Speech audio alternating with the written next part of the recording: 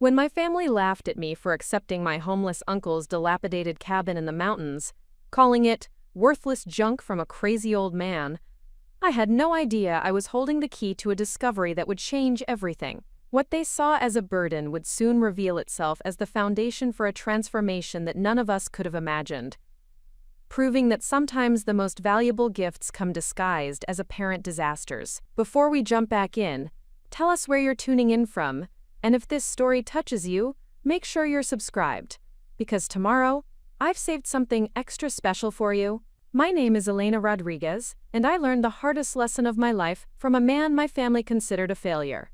Uncle Miguel had always been the black sheep of the Rodriguez clan, the cautionary tale parents whispered about when they wanted their children to understand the importance of staying in school, getting steady jobs, and following conventional paths to success. For 27 years of my life, I believed their version of his story. Miguel Rodriguez was the uncle who had squandered every opportunity, chosen homelessness over responsibility, and died alone in a ramshackle cabin somewhere in the Colorado mountains. He was proof, according to my family, that some people simply refuse to accept help and choose to waste their lives pursuing impossible dreams.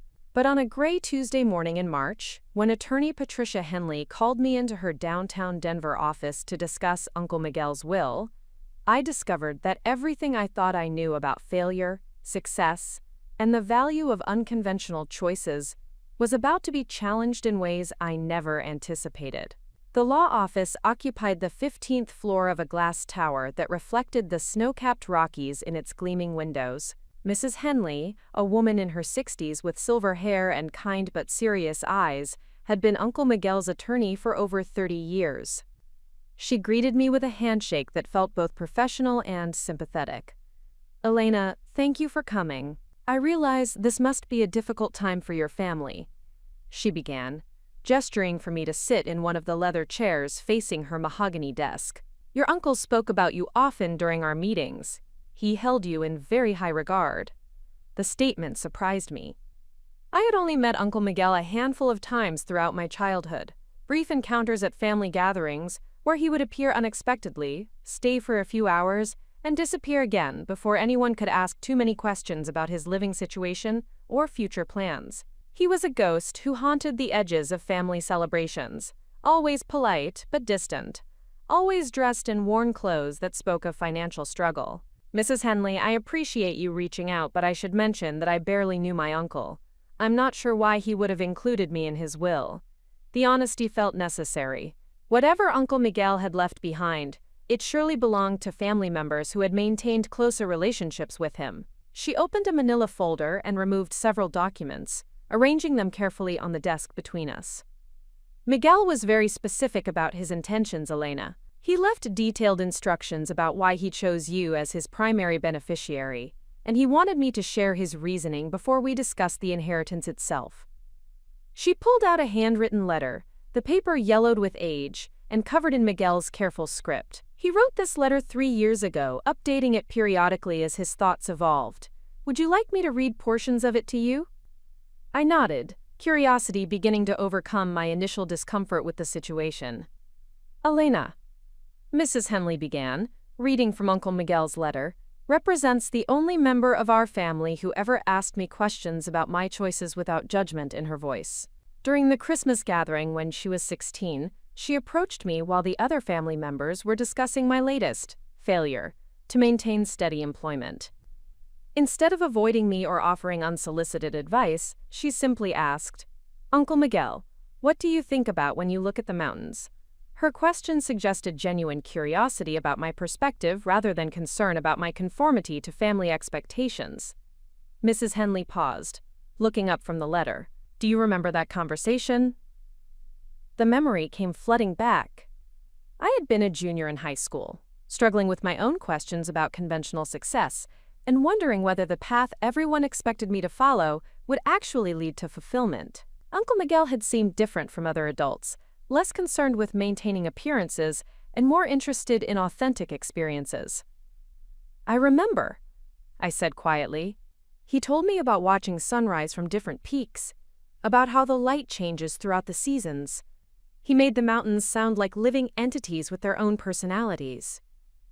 That conversation meant a great deal to him, Mrs. Henley continued. He wrote that it was the first time in years that a family member had shown interest in his perspective rather than trying to correct his choices. He saw in you a kindred spirit, someone who might understand that success cannot always be measured by conventional standards. She returned to the letter. Elena possesses the curiosity and open-mindedness necessary to appreciate what I am leaving behind. More importantly, she has the intelligence and determination to transform apparent disadvantage into genuine opportunity. The property I am bequeathing to her may appear worthless to those who measure value solely in monetary terms, but I believe she will recognize its true potential. Mrs. Henley set the letter aside and picked up the property deed. Elena, your uncle has left you 37 acres of land in the San Juan Mountains near Silverton, Colorado, including a small cabin that served as his primary residence for the past 15 years. My heart sank. I had been expecting something modest but practical, perhaps a small savings account or personal belongings with sentimental value. Instead, I was inheriting property that my family would undoubtedly view as a burden, a final example of Uncle Miguel's poor judgment and inability to plan for the future. Mrs. Henley, I appreciate Uncle Miguel's thoughtfulness, but I should be honest with you. I live in a small apartment in Denver. I work as a research assistant at the university, and I have no experience with property management or mountain living. I'm not sure I'm the right person to inherit something this significant. She smiled knowingly. Miguel anticipated that reaction. He included additional instructions for our conversation. She consulted the letter again.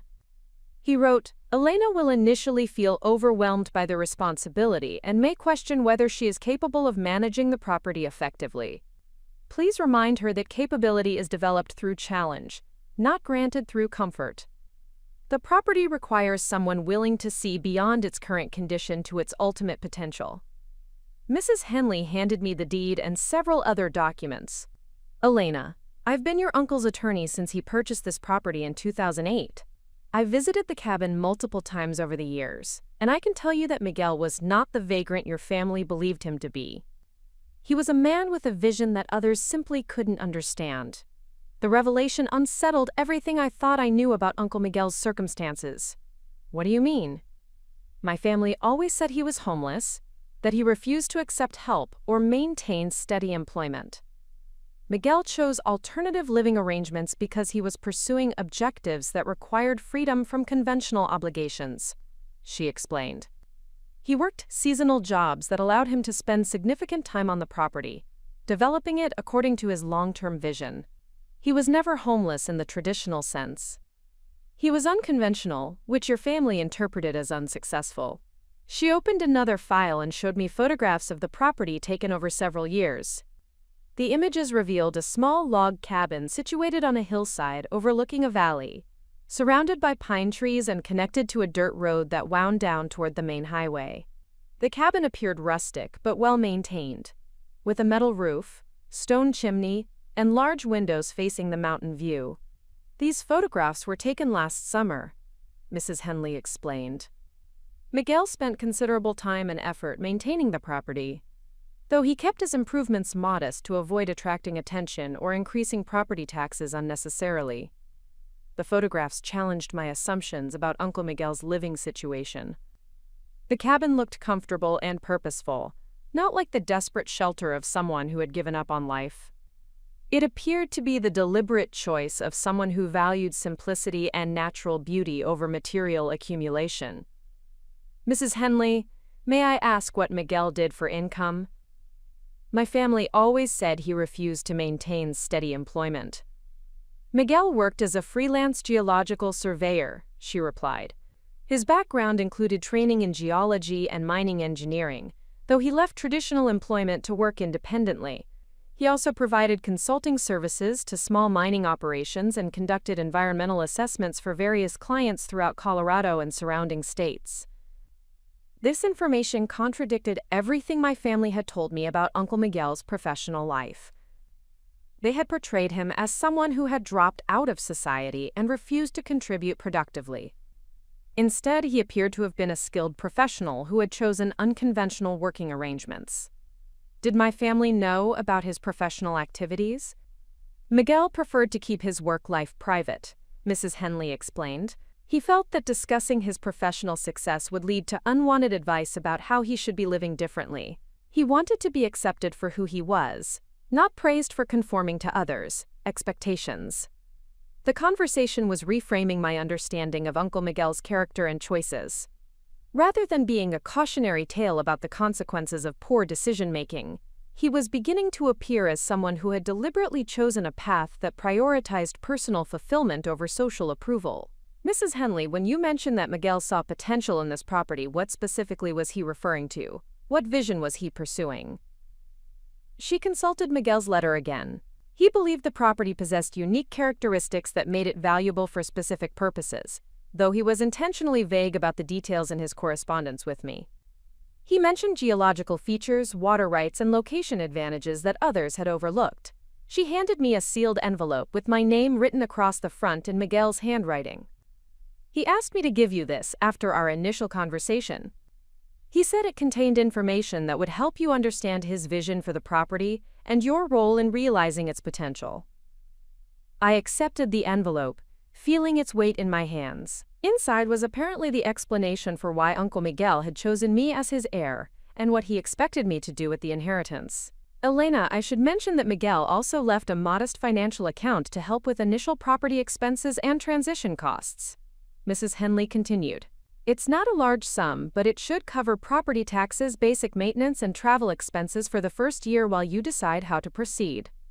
The practical consideration demonstrated additional evidence of Miguel's thoughtful planning. He had not simply bequeathed me a burden, he had provided resources to help me manage the responsibility effectively. How much time do I have to make decisions about the property? I asked, recognizing that this inheritance would require significant life changes regardless of what I ultimately decided to do. There are no legal deadlines, though I would recommend visiting the property within the next few months to assess its condition and understand what Miguel was working toward. She advised. The summer months provide the best access, as the mountain roads can become challenging during winter weather. I left Mrs. Henley's office carrying the property deed, financial account information, and Uncle Miguel's sealed envelope, feeling overwhelmed by the sudden responsibility and confused by the revelations about his life and character. Everything my family had told me about Miguel appeared to be incomplete or inaccurate, suggesting that their understanding of success and failure might be similarly flawed. The drive home to my small apartment near the University of Colorado campus provided time to process the morning's revelations. Uncle Miguel had not been the family failure I had been taught to see. He had been a professional who chose unconventional living arrangements while pursuing a long-term vision that others could not understand or appreciate. More unsettling was the realization that my family's harsh judgment of Miguel reflected their broader attitudes about acceptable ways to live and measure success. They had dismissed him as irresponsible and unsuccessful without taking time to understand his choices or acknowledge his accomplishments. Preparing and narrating this story took us a lot of time, so if you are enjoying it, subscribe to our channel, it means a lot to us. Now back to the story. That evening, I called my mother to inform her about the inheritance and Mrs. Henley's revelations about Miguel's professional life. Her reaction was predictably skeptical. Elena, I hope you're not being naive about this situation, she said, her voice carrying the tone of maternal concern mixed with frustration. Miguel was always good at telling stories that made his failures sound like noble choices. Just because he convinced some lawyer that he was pursuing a vision doesn't mean he was actually successful. Mom, Mrs. Henley showed me documentation of his professional work and photographs of the property. This doesn't look like failure to me. A cabin in the mountains is not a real home, Elena. It's what people choose when they can't handle the responsibilities of normal life.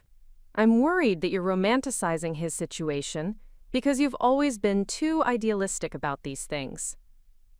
The conversation continued for another 20 minutes, with my mother expressing concerns about my accepting responsibility for mountain property and my potential naivete about Miguel's true circumstances. She concluded by suggesting that I sell the property immediately and use any proceeds for practical purposes, like paying down student loans or establishing a more substantial emergency fund. Similar conversations with other family members over the following days reinforced their collective skepticism about Miguel's choices, and their concerns about my decision to accept the inheritance. My cousin David was particularly direct in his assessment. "Elena, you're making a mistake by getting emotionally attached to this property," he warned during a phone conversation. "Miguel was a dreamer who never learned to face reality. Now you're going to waste your time and money trying to maintain some fantasy he created in the mountains." The family pressure was intense and consistent. Everyone seemed convinced that Miguel had been delusional about the property's value, and that I was being foolish to consider honoring his vision rather than immediately liquidating the inheritance. But Mrs. Henley's revelations had planted seeds of doubt about my family's perspective. If they had been wrong about Miguel's professional competence and deliberately chosen lifestyle, perhaps they were also wrong about the property's potential value and significance. That night, I opened Uncle Miguel's sealed envelope and began reading the letter that would change my understanding of opportunity, family wisdom, and the difference between apparent failure and hidden success. The letter was dated just 6 months before Miguel's death, written in his careful handwriting on pages that showed evidence of multiple revisions and careful consideration. "Dear Elena," it began, "if you are reading this letter, then Mrs. Henley has successfully conveyed my property to you and explained my reasons for choosing you as my heir. What she could not explain, because I asked her to respect my privacy during my lifetime, is the true nature of what I am leaving in your care." The letter continued for 8 pages, detailing discoveries Miguel had made about the property, research he had conducted, and opportunities he had identified but chosen not to pursue during his lifetime. As I read his careful explanations and studied the maps and documents he had enclosed, I began to understand why he had been so secretive about his work and so selective about sharing his discoveries. Uncle Miguel had not been a failure who retreated to the mountains to avoid responsibility. He had been a visionary who recognized value that others could not see, and who had spent 15 years quietly documenting and protecting discoveries that could transform my future in ways my family could never imagine. The worthless shack they were encouraging me to abandon was actually the foundation for opportunities that would soon prove their assumptions about success, failure, and the value of unconventional thinking to be spectacularly wrong. But first, I would have to find the courage to trust Miguel's vision over my family's conventional wisdom, and I would have to develop the capabilities necessary to transform his discoveries into the life-changing opportunities he believed they could become. The journey from research assistant to mountain property owner was about to teach me that the most valuable inheritances often come disguised as burdens, and that family members who claim to want what's best for you may actually fear your potential to transcend their own limitations and assumptions. Uncle Miguel's final gift was not just 37 acres in the Colorado mountains. It was permission to question everything I had been taught about success, failure, and the courage required to pursue possibilities that others cannot understand or appreciate. The transformation was about to begin, though I had no idea how dramatically this inheritance would challenge everything I thought I knew about value, family, and the difference between being ridiculed and being right. The foundation of every transformative journey begins with a single decision to question what we have been taught versus what we discover through direct experience. Uncle Miguel's letter, spread across my kitchen table under the harsh fluorescent light of my Denver apartment, represented the first crack in a wall of assumptions my family had built around concepts of success, failure, and the value of following conventional paths. The letter's opening paragraphs established context that transformed my understanding of Miguel's choices and character. Rather than being driven from society by failure, he had deliberately stepped away from traditional career advancement to pursue discoveries that required freedom from conventional obligations and expectations. Elena, the letter continued beyond its initial greeting. I chose to share my discoveries with you because you demonstrated the intellectual curiosity and emotional courage necessary to appreciate what I found in these mountains. Most people, including our family, measure value according to immediate financial returns and social approval. They cannot conceive that some discoveries require decades of patient observation and systematic research before their significance becomes apparent. Miguel's handwriting remained steady and clear throughout the 8 pages, suggesting these words had been written with careful consideration rather than desperate urgency. Each paragraph revealed additional layers of planning and foresight that contradicted my family's portrayal of his final years as chaotic and irresponsible. The property I am leaving in your care sits above what geological surveys from the 1920s identified as a significant mineral formation. However, those early surveys were limited by the technology and analytical capabilities available at the time. Modern geological assessment techniques, combined with recent changes in mining regulations and commodity prices, have created opportunities that did not exist when the original surveys were conducted. The revelation that Uncle Miguel had been conducting geological research rather than simply living as a hermit recontextualized everything about his mountain residence. His choice to maintain a modest lifestyle while accumulating detailed knowledge about the property's geological characteristics demonstrated strategic thinking that extended far beyond immediate survival needs. The letter included references to specific geological formations, mineral compositions, and legal documentation that Uncle Miguel had assembled over 15 years of systematic investigation. His professional background in geological surveying had provided the expertise necessary to evaluate the property's potential, while his unconventional living arrangement had provided the time and freedom necessary to conduct thorough research.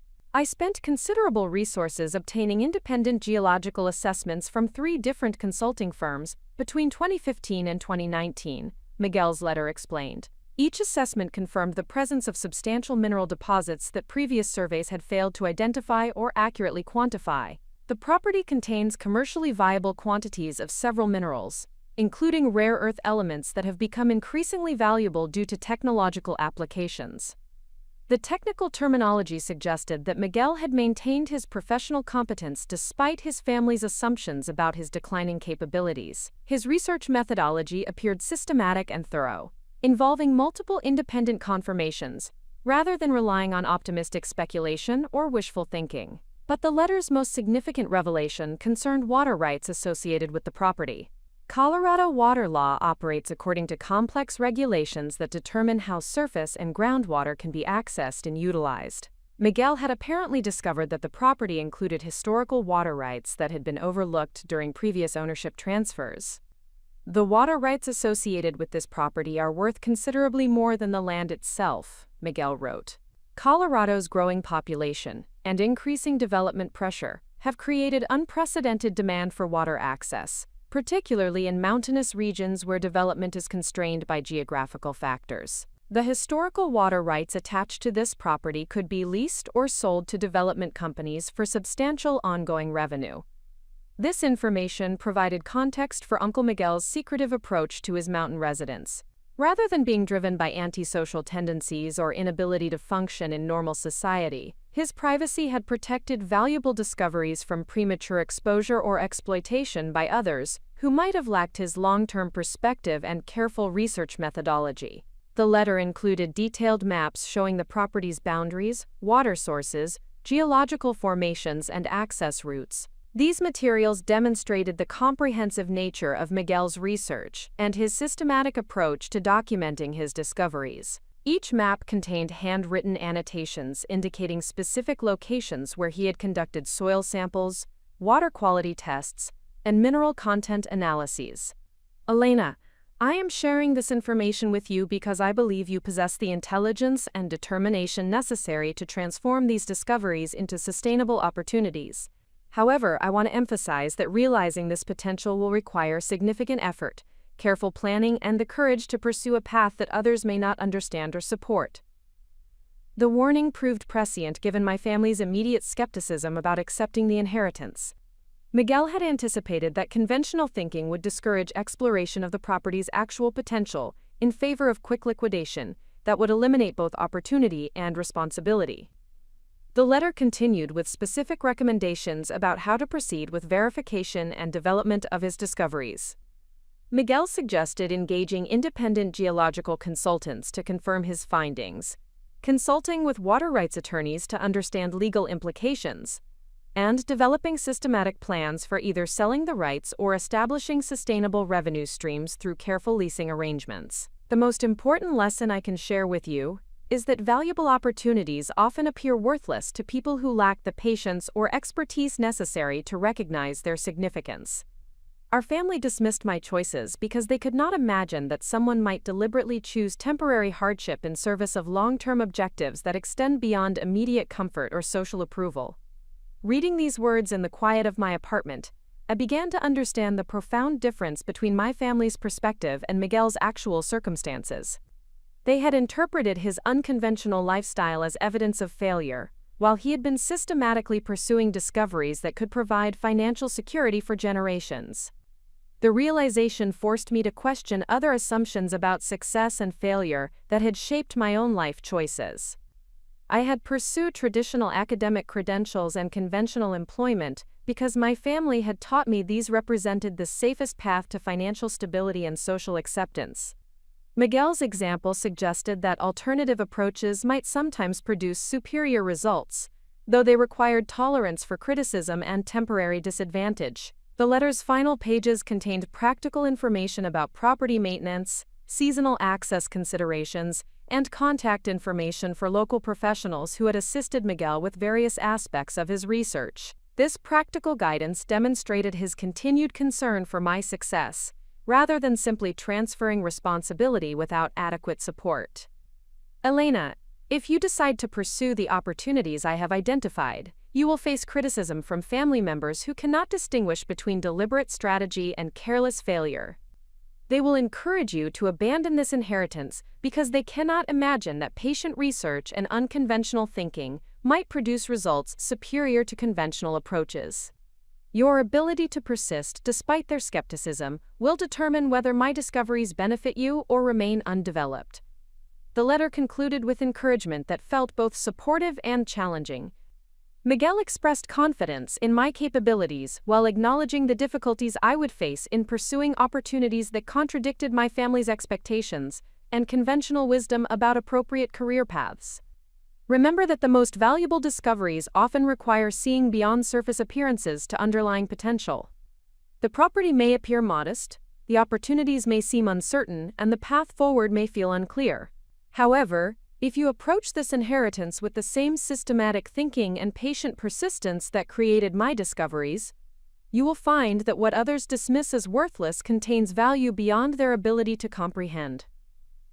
After finishing the letter, I spent several hours studying the maps and documentation Miguel had compiled. The materials revealed the scope and sophistication of his research, demonstrating professional competence that contradicted everything my family had told me about his declining capabilities and poor judgment.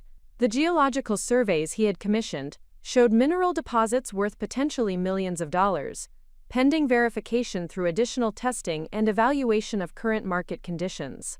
The water rights documentation indicated ongoing revenue potential that could provide financial independence without requiring traditional employment or geographical constraints. But perhaps most significantly, Miguel's systematic approach to research and documentation provided a template for how I might verify and develop his discoveries. Rather than requiring specialized expertise I did not possess, his work had created clear pathways for engaging appropriate professionals and making informed decisions about how to proceed. The following morning, I called my supervisor at the university to request extended time off for family matters. My work as a research assistant provided valuable experience in systematic investigation and data analysis, but it also represented the kind of conventional career path that might prevent me from pursuing Miguel's discoveries effectively. The conversation with Dr. Patricia Martinez, my supervising professor, revealed assumptions about career development that paralleled my family's perspectives about appropriate life choices. When I explained that I needed time to evaluate an inheritance that might require relocating to rural Colorado, her response was immediate and concerned.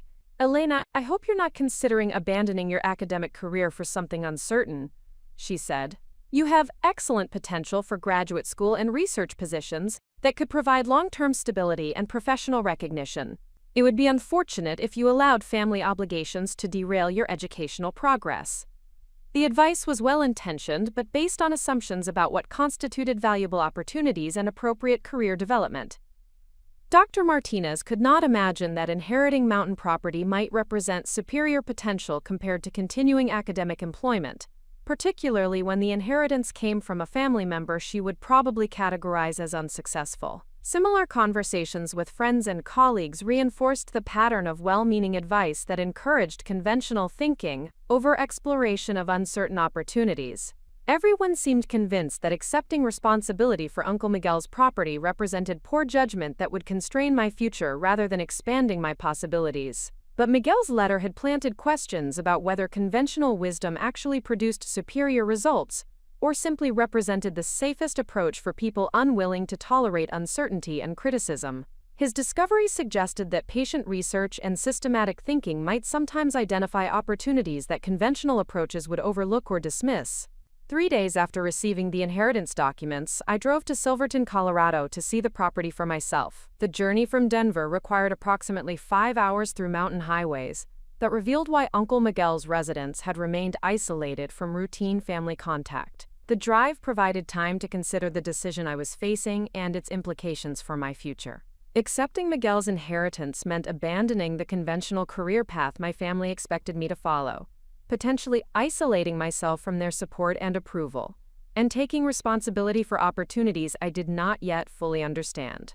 But dismissing the inheritance meant potentially abandoning discoveries that Uncle Miguel had spent 15 years developing, accepting my family's limitations as my own, and remaining constrained by conventional thinking about what constituted valuable opportunities and appropriate life choices.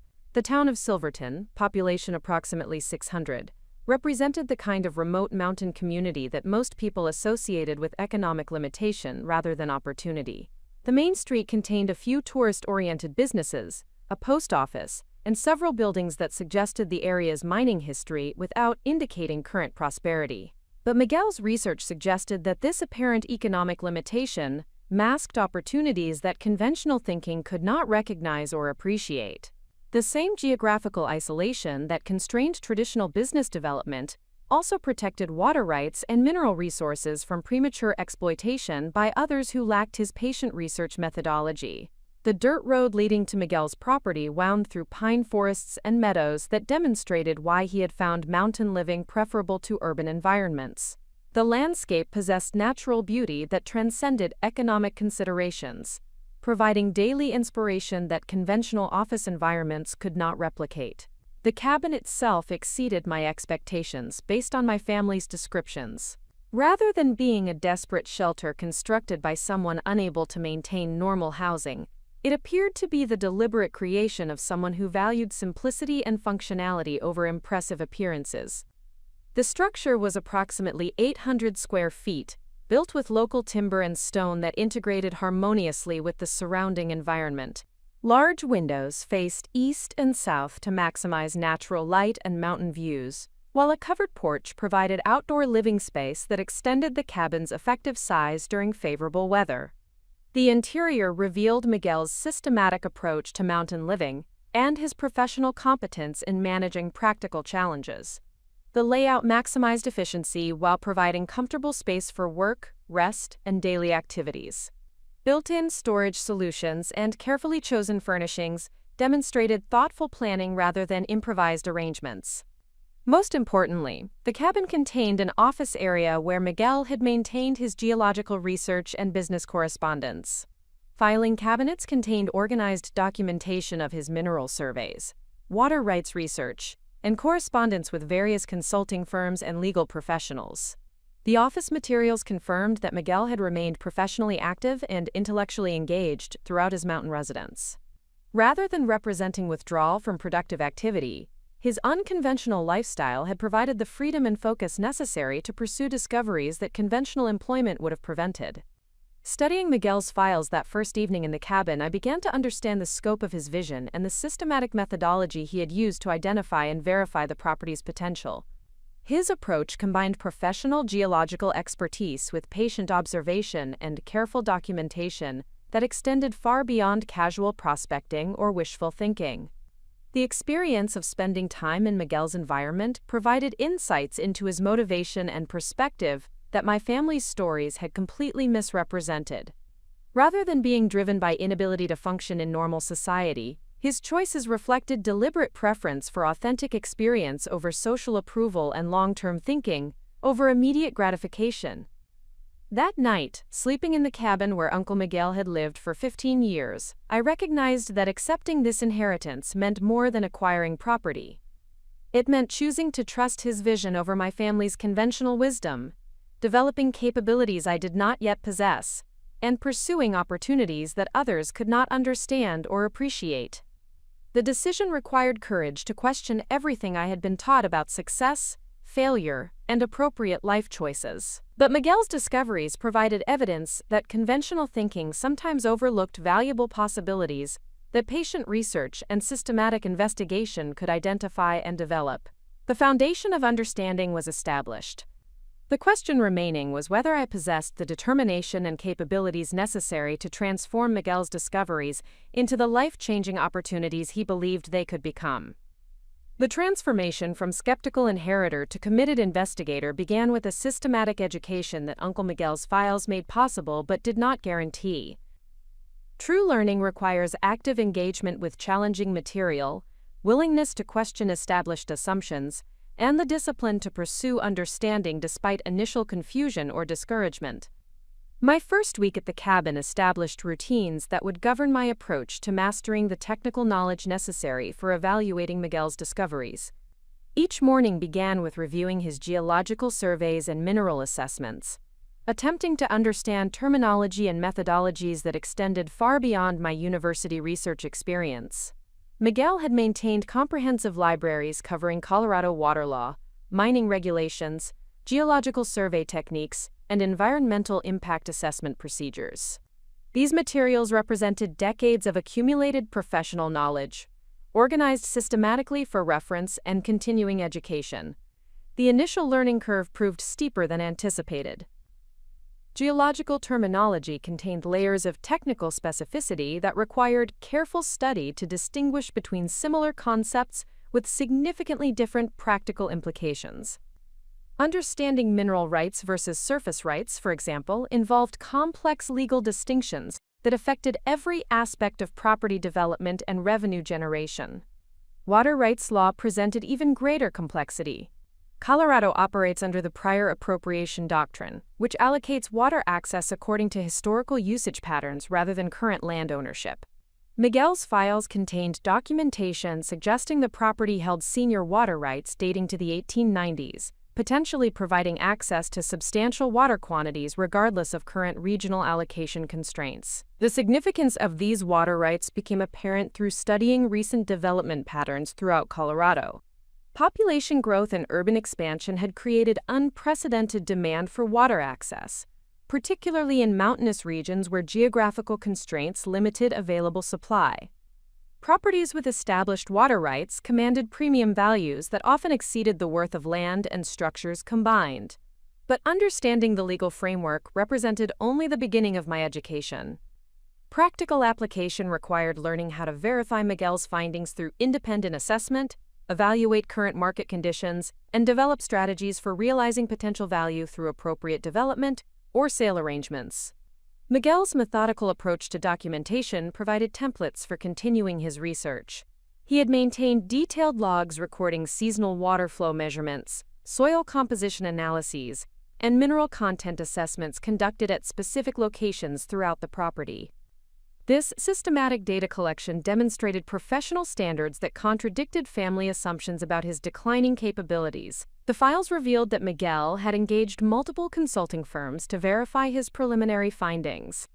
Independent geological assessments from Denver-based consulting companies confirmed substantial mineral deposits, including rare earth elements, precious metals, and industrial minerals, that previous surveys had failed to identify accurately. These professional confirmations provided crucial validation for Miguel's discoveries while establishing baselines for my own continuing investigation.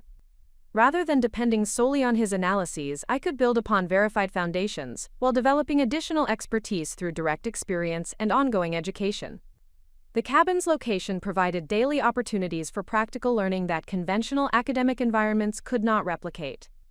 Observing seasonal changes in water flow patterns, soil conditions, and vegetation growth patterns enhanced my understanding of the property's characteristics beyond what written documentation could convey. Miguel had established hiking trails throughout the property that provided access to specific locations where he had conducted testing and analysis.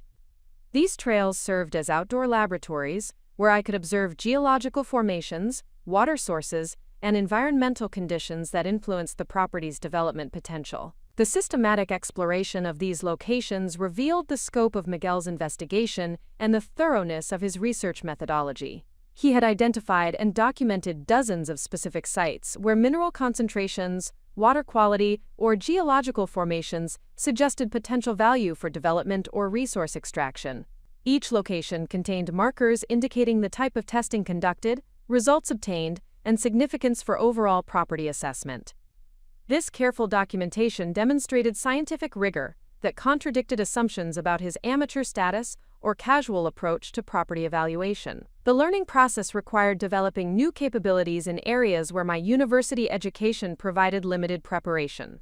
Understanding geological formations required studying rock composition, mineral identification, and formation processes that affected resource availability and extraction feasibility. Miguel's files contained comprehensive guides to geological assessment techniques appropriate for independent property evaluation. These materials included photograph collections showing different rock and mineral types, testing procedures for evaluating soil and water composition, and reference materials for interpreting survey results and professional reports. The practical education extended beyond technical knowledge to include business considerations affecting property development and resource utilization. Understanding current market prices for various minerals, regulatory requirements for resource extraction, and legal procedures for selling or leasing water rights required systematic study of economic and legal frameworks.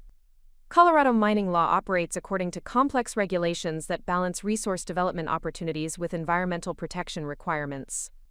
Understanding these regulatory frameworks became essential for evaluating which development approaches were legally feasible and economically viable under current conditions. The state's water law presented additional layers of complexity that affected every aspect of property utilization.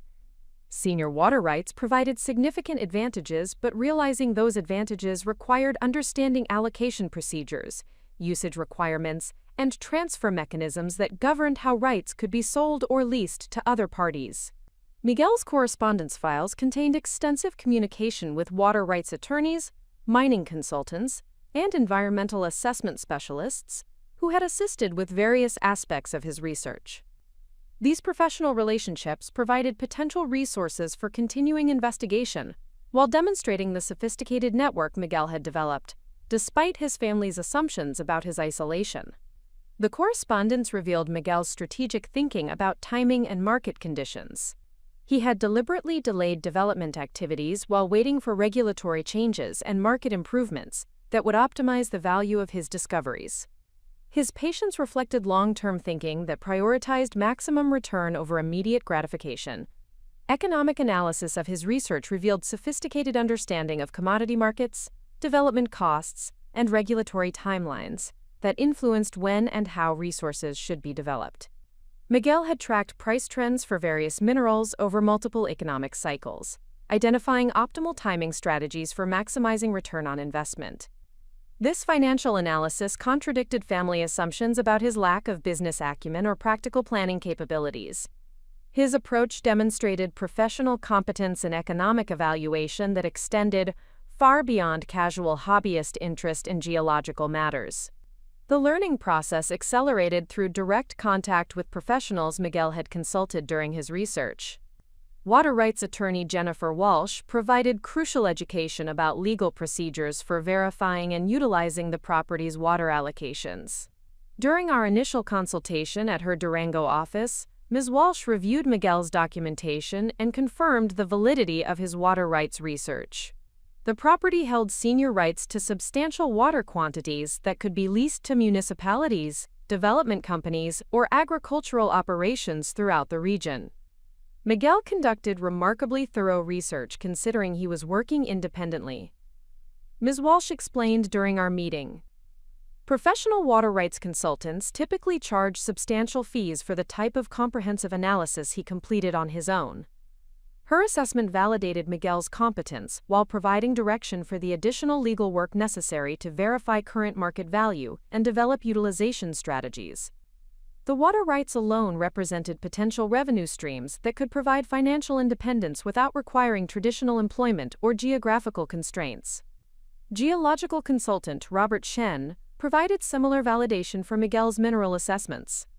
Dr. Chen had conducted one of the independent evaluations Miguel commissioned in 2018, confirming substantial rare earth element deposits that had increased significantly in value due to technological applications and supply chain considerations.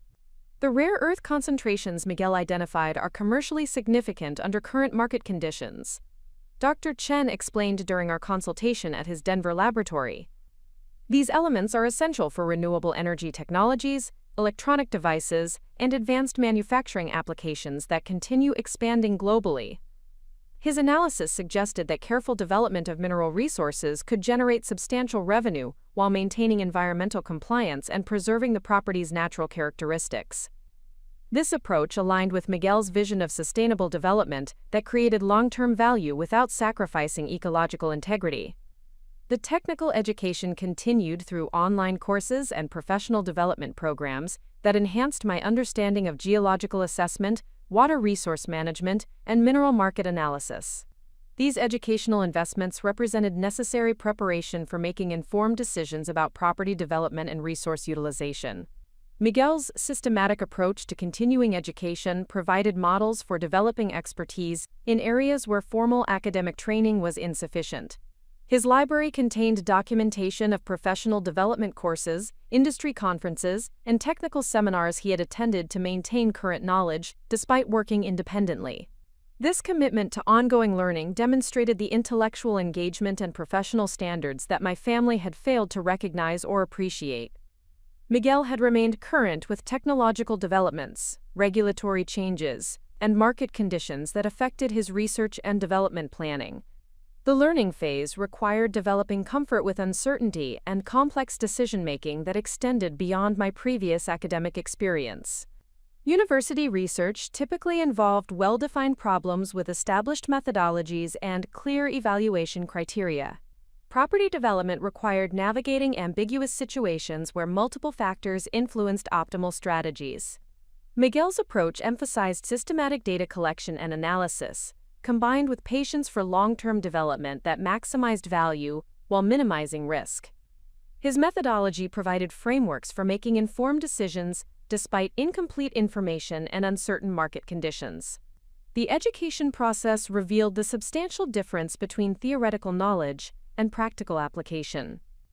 Understanding geological principles through textbooks differed significantly from evaluating actual rock formations and mineral deposits under field conditions. Similarly, comprehending water law through academic study provided limited preparation for navigating actual legal procedures and regulatory requirements. Miguel's hands-on approach to learning emphasized direct observation, systematic testing, and careful documentation that created practical knowledge applicable to specific development challenges. His methodology demonstrated how dedicated individuals could develop professional competence through systematic self-education and direct experience. The confidence gained through systematic learning began transforming my relationship with the inheritance from burden to opportunity. Understanding the technical foundations of Miguel's discoveries provided basis for evaluating development options and making informed decisions about how to proceed with property utilization.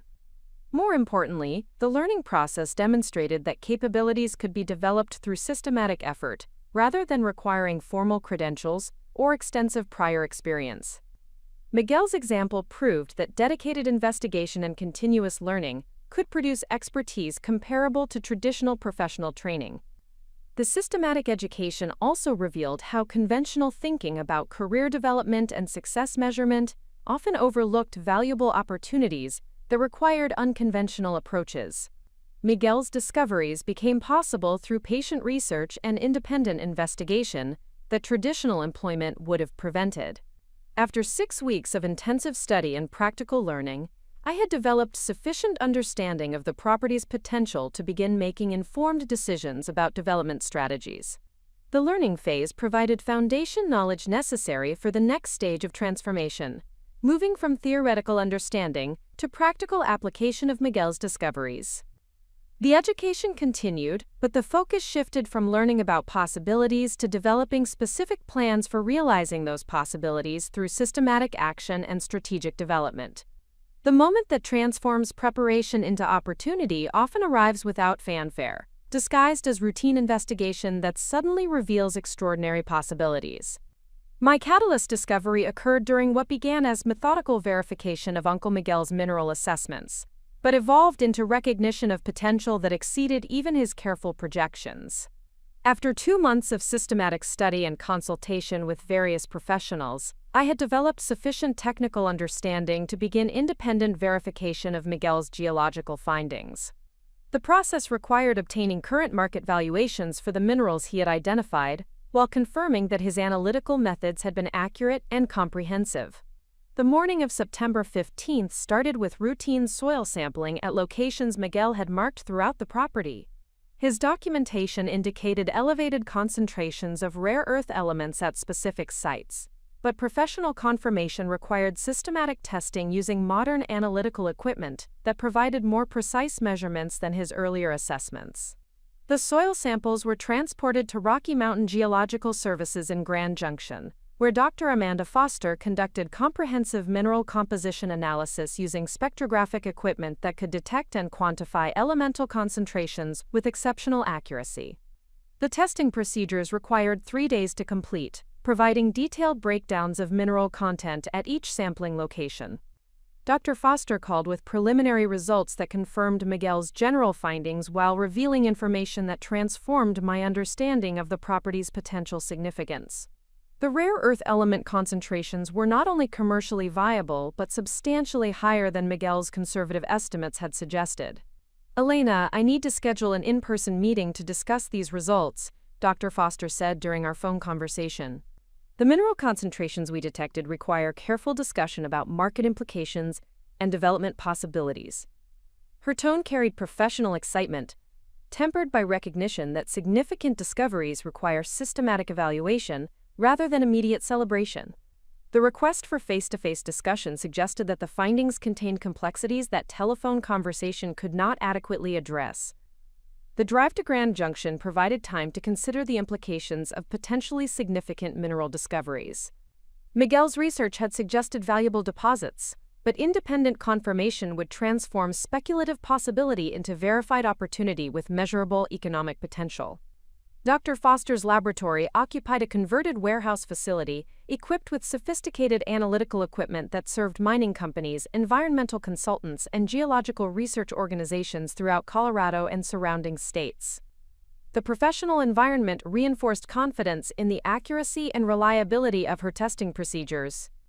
"Elena, your property contains remarkable mineral concentrations that represent exceptional development potential," Dr. Foster began as we reviewed the detailed analytical reports. "The rare earth element deposits are among the most significant I have encountered in 15 years of geological consulting." The specific findings exceeded Miguel's projections across multiple categories. Neodymium concentrations reached levels that suggested extraction feasibility under current market conditions. Dysprosium and terbium deposits indicated potential revenue streams that could justify substantial development investment while generating long-term returns. These elements are essential components for wind turbine generators, electric vehicle motors, and renewable energy storage systems, Dr. Foster explained. Global demand continues expanding while supply sources remain constrained by geopolitical factors and environmental regulations in traditional mining regions. The market context provided crucial understanding of why these mineral deposits represented extraordinary opportunity. International supply chain disruptions had created unprecedented demand for domestic rare earth sources, particularly deposits that could be developed under environmentally responsible conditions. Current market prices for the minerals identified on the property suggested potential gross revenues exceeding $50 million, pending detailed extraction cost analysis and regulatory approval procedures. These preliminary estimates indicated that Miguel's patient research had identified discoveries with transformative economic potential. But Dr. Foster's most significant revelation concerned geological formations that Miguel had identified but not fully investigated. Advanced imaging techniques revealed mineral deposits extending substantially deeper than his surface-level assessments had indicated, suggesting that visible concentrations represented only portions of much larger formations. Ground-penetrating radar and seismic analysis indicate extensive mineral-bearing formations at depths ranging from 50 to 200 feet below current surface access points, Dr. Foster explained while reviewing geological cross-section diagrams. These deeper deposits could multiply the property's resource potential exponentially. The implications required careful consideration of development strategies that would maximize long-term value while maintaining environmental compliance and operational feasibility. Traditional surface mining techniques could access immediate deposits, while deeper extraction would require more sophisticated equipment and environmental impact assessment. The meeting continued for 3 hours as Dr. Foster detailed the technical specifications of the mineral formations, current market conditions affecting rare earth pricing, and regulatory frameworks governing mineral extraction on private property in Colorado. Her comprehensive analysis provided foundation knowledge necessary for making informed decisions about development approaches. The revelation that transformed this significant discovery into truly extraordinary opportunity emerged during discussion of the property's geological history. Dr. Foster had researched historical mining activities in the region and discovered information that Miguel had apparently overlooked during his independent investigation. Elena, your property sits adjacent to the abandoned Silverton mining district, which produced substantial quantities of gold, silver, and copper between 1870 and 1920. Dr. Foster explained while displaying historical mining maps. However, mining technology during that era could not detect or extract rare earth elements, which means those historical operations left behind precisely the materials that represent value under current market conditions. The historical context revealed why previous geological surveys had failed to recognize the property's potential significance. Early 20th century mining focused on precious metals and industrial minerals that could be identified and extracted using available technology. Rare earth elements remained undetectable until development of modern analytical techniques. Your uncle appears to have recognized that historical mining activity in this region created opportunities for discovering overlooked mineral resources, Dr. Foster continued. His geological training would have provided understanding of how ore formations develop and where secondary deposits might be located. Miguel's strategic selection of this specific property demonstrated sophisticated geological knowledge, combined with historical research that identified undervalued opportunities. His choice reflected professional competence rather than fortunate accident or casual prospecting activity. The catalyst moment occurred when Dr. Foster shared her assessment of the property's development timeline and potential market impact. Rather than representing a modest mining opportunity with limited regional significance, the discoveries suggested potential for establishing Colorado's first major rare earth production facility. Elena, if these mineral deposits prove as extensive as preliminary analysis suggests, your property could supply substantial portions of domestic rare earth demand for renewable energy and technology applications, Dr. Foster explained. This represents strategic national importance beyond conventional commercial mining operations. The revelation recontextualized everything about the inheritance and its significance. Miguel had not simply discovered valuable mineral deposits. He had identified resources that could contribute to American energy independence, while generating extraordinary financial returns through careful development and strategic marketing. The scope of the opportunity required systematic evaluation of development approaches that would maximize value while managing operational complexity and regulatory requirements. Traditional mining operations typically focused on single mineral extraction, while this property offered possibilities for integrated resource development that could optimize returns across multiple market segments. Dr. Foster recommended engaging specialized consultants who possessed experience with rare earth development projects and regulatory navigation. The complexity of establishing mining operations required expertise in environmental impact assessment, permitting procedures, and operational planning that extended beyond conventional geological analysis. The most important immediate consideration is maintaining confidentiality about these discoveries while you develop comprehensive development strategies, Dr. Foster advised. Premature public disclosure could attract unwanted attention from larger mining companies or speculative investors who might attempt to acquire the property below fair market value. The warning proved prescient given my family's skepticism about the inheritance value and their encouragement to sell the property quickly. Revealing the magnitude of these discoveries before developing appropriate legal protections and strategic plans could jeopardize my ability to realize their full potential. The drive back to the cabin provided time to process the transformative implications of Dr. Foster's findings. What had begun as verification of Miguel's modest geological assessments had revealed opportunities that exceeded his most optimistic projections. The property contained resources that could provide financial independence for multiple generations while contributing to national energy security objectives. Miguel's patient research and systematic investigation had identified one of Colorado's most significant undeveloped mineral resources. But realizing this potential would require capabilities and resources that extended far beyond my current experience and financial capacity. Establishing mining operations involved regulatory navigation, environmental compliance, operational management, and strategic marketing that demanded professional expertise across multiple disciplines. The Catalyst discovery marked the transition from learning about possibilities to confronting the practical challenges of transforming discoveries into sustainable opportunities. Miguel's research had provided the foundation, but implementation would require developing new capabilities and making decisions with consequences that extended far beyond personal financial security. That evening, reviewing Miguel's files with enhanced understanding of their significance, I recognized patterns in his correspondence that had not been apparent during initial study. His communication with legal professionals and mining consultants suggested that he had anticipated the scope of these discoveries and had begun preliminary planning for development strategies. His deliberate choice to delay development activities until after his death reflected strategic thinking about timing and implementation that protected the discoveries, while ensuring they would be inherited by someone capable of appropriate development.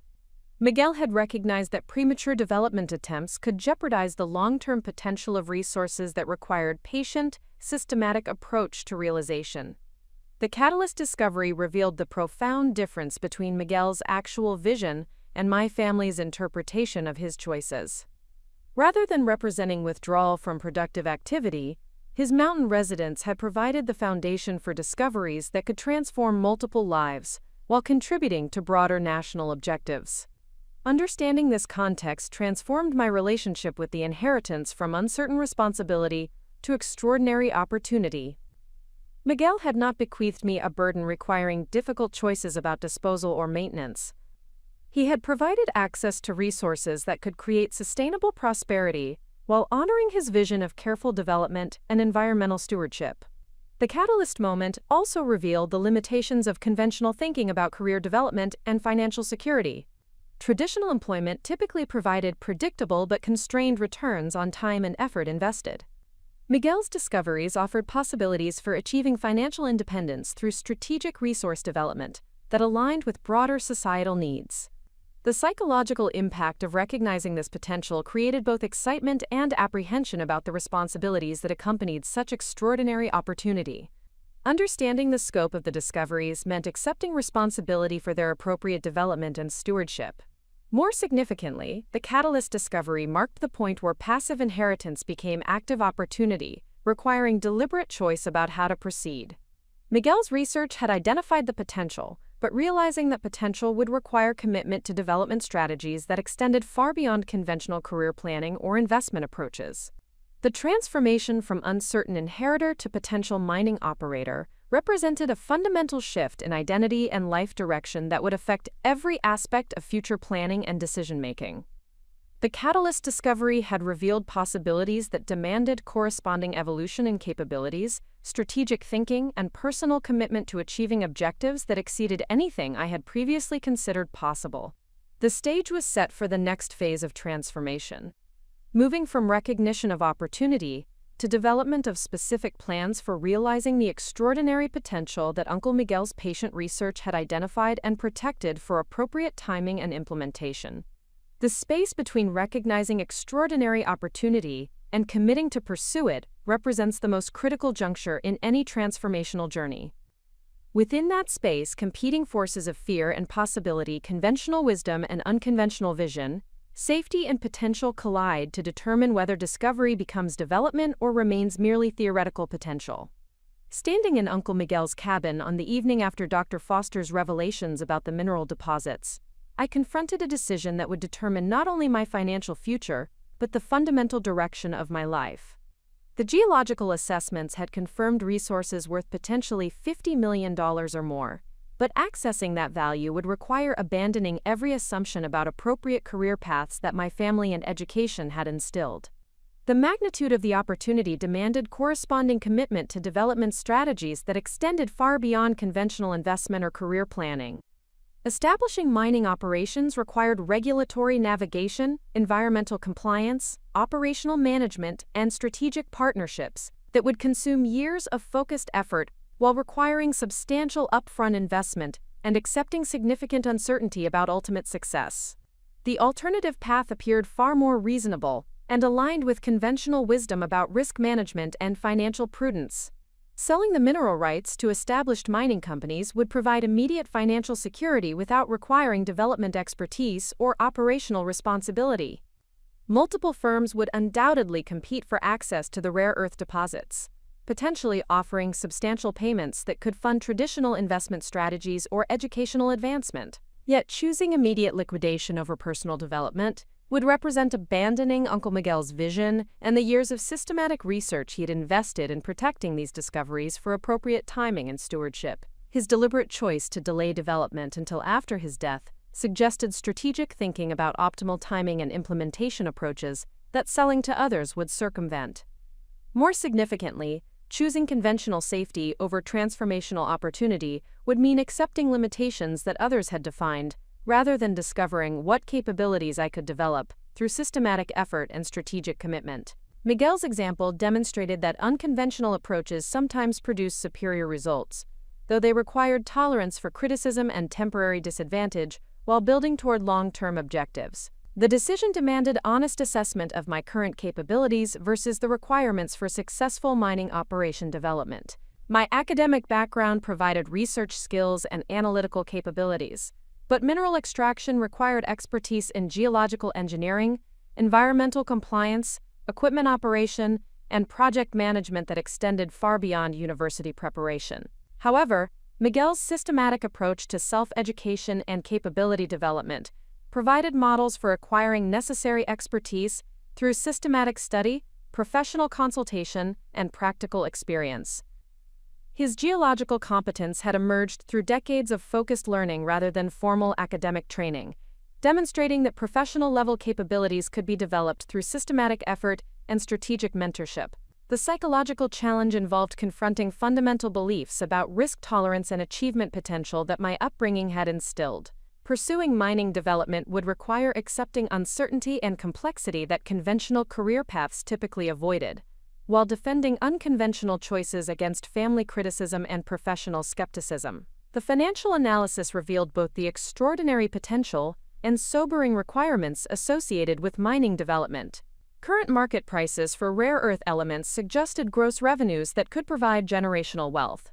But operational costs, regulatory compliance, and development timelines created substantial barriers to accessing those returns. Initial investment requirements for establishing extraction operations could exceed several $1 million, depending on technological approaches and environmental compliance standards. These capital requirements far exceeded my current resources, necessitating investor partnerships or financing arrangements that would affect ownership structure and operational control. Yet the geological assessments suggested resource quantities that could justify substantial development investment while generating returns that exceeded conventional business opportunities. The rare earth deposits represented strategic national importance that could attract government support or preferential financing arrangements for domestic production initiatives. The regulatory framework presented additional complexity that influenced development strategies and timeline considerations.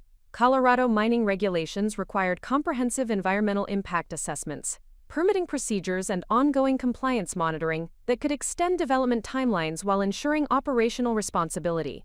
Environmental considerations demanded particular attention given growing public concern about mining impacts and sustainability requirements affecting extractive industries. Developing the mineral resources would require demonstrating environmental stewardship that preserved ecological integrity while accessing valuable materials essential for renewable energy technologies. This environmental challenge aligned with broader national objectives related to clean energy development and supply chain security. Domestic rare earth production could contribute to reducing dependence on international sources while supporting renewable energy expansion and technological advancement. The strategic context transformed mining development from purely commercial opportunity into contribution to national energy security and environmental objectives. This broader significance provided additional motivation for pursuing development while creating potential access to government support programs and preferential regulatory treatment. The family pressure against pursuing mining development intensified as I shared preliminary information about the discoveries and potential development requirements. Their response reinforced patterns of conventional thinking that prioritized immediate security over long-term potential and questioned any approach that deviated from established career pathways. My mother's reaction exemplified the family perspective when I described the geological findings during a phone conversation 3 days after meeting with Dr. Foster. Her immediate concern focused on the risks and uncertainty associated with mining development, rather than the extraordinary opportunity the discoveries represented. Elena, I understand this seems exciting, but you need to consider the practical realities, she said. Mining is not something people like us get involved with. These are complex industrial operations that require expertise and resources you simply do not possess. Her advice reflected fundamental assumptions about capability development and appropriate risk tolerance that had shaped family expectations about suitable career choices. The suggestion that mining represented activities beyond our family's appropriate scope indicated beliefs about social class and professional boundaries that constrained opportunity recognition. You should contact established mining companies and negotiate sale of the mineral rights, she continued. That approach would provide substantial financial benefit without requiring you to abandon your education and career development for something completely uncertain. The family consensus favored immediate liquidation over personal development, conventional safety over transformational opportunity, and acceptance of others' capability limitations rather than systematic effort to develop necessary expertise. Their advice was well-intentioned, but based on assumptions about risk and potential that Uncle Miguel's example had challenged. Similar conversations with extended family members reinforced these perspectives while revealing the psychological discomfort that unconventional success creates within family systems. Cousin Maria expressed particular concern about the social implications of abandoning academic career development for mining involvement. Elena, what will people think about someone with your education background choosing to become involved with mining operations? She asked during a visit to the cabin. This seems like moving backward from professional advancement toward manual labor and industrial activity. Her concern reflected cultural biases about appropriate work categories and social status considerations that prioritized perception over substance. The assumption that mining involvement represented professional regression rather than entrepreneurial advancement demonstrated limited understanding of modern mineral extraction and business development. These family discussions revealed fundamental differences in perspective about opportunity evaluation and risk assessment that extended beyond immediate decision-making to broader philosophies about personal development and achievement potential. Their conventional wisdom emphasized minimizing uncertainty through established pathways, while Miguel's example suggested that systematic risk-taking could produce superior long-term results. The professional consultation process provided additional perspective about development requirements and strategic approaches that could optimize success probability while managing operational complexity. Mining engineer Dr. Sarah Thompson reviewed the geological assessments and provided comprehensive analysis of development options that aligned with current market conditions and regulatory requirements. Elena, your mineral deposits represent exceptional development opportunity, but successful extraction requires systematic planning and substantial investment in appropriate technology and environmental compliance, Dr. Thompson explained during our consultation at her Denver office. The rare earth concentrations justify advanced extraction techniques that could optimize resource recovery while maintaining environmental standards. Her technical analysis confirmed the commercial viability of the deposits while outlining specific development approaches that could maximize resource recovery and minimize environmental impact. Modern mining technologies enabled selective extraction that could access valuable minerals while preserving ecosystem integrity and watershed protection. The development timeline she proposed extended over 5 years from initial permitting through full operational capacity, requiring systematic progression through regulatory approval, infrastructure development, equipment installation, and operational startup phases. This extended timeline demanded sustained commitment and systematic capability development that aligned with Miguel's patient approach to long-term objectives. Financial projections suggested that careful development could generate annual revenues exceeding $10 million once operations reached full capacity, providing returns that justified substantial upfront investment while creating sustainable long-term income streams. These projections assumed careful market timing and operational efficiency that required professional management and strategic partnerships. The consultation revealed that successful mining development represented sophisticated business enterprise that combined technical expertise with strategic planning and operational management capabilities. This understanding challenged family assumptions about mining as manual labor while confirming the entrepreneurial potential that Uncle Miguel had recognized. The decision crystallized during a solitary evening walk along the mountain trails that Miguel had established throughout the property. Observing the landscape that would be affected by mining development while considering the broader implications of accessing resources essential for renewable energy technologies provided perspective that transcended purely financial considerations. The rare earth deposits represented more than commercial opportunity. They constituted resources that could contribute to American energy independence while supporting technological advancement and environmental objectives. Developing these materials through responsible extraction could serve national interests while creating personal prosperity. This broader significance transformed the decision from purely personal career choice into contribution to collective objectives that extended beyond individual financial benefit. Miguel's vision had encompassed both personal achievement and societal contribution, recognizing that individual success could align with broader community and national interests. The realization that Uncle Miguel had spent 15 years protecting these discoveries for appropriate timing and stewardship created additional responsibility for honoring his vision through systematic development rather than immediate liquidation. His patient research and strategic planning deserved implementation that reflected his values and long-term perspective.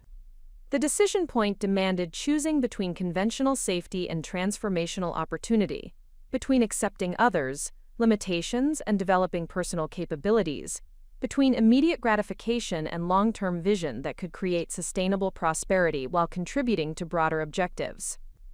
Standing on the mountainside where Miguel had conducted his geological research, surrounded by evidence of his systematic investigation and strategic planning, I recognized that honoring his legacy required embracing the challenges and opportunities he had identified, rather than retreating to conventional approaches that would abandon his discoveries to others. Development. The choice became clear, despite its complexity and uncertainty.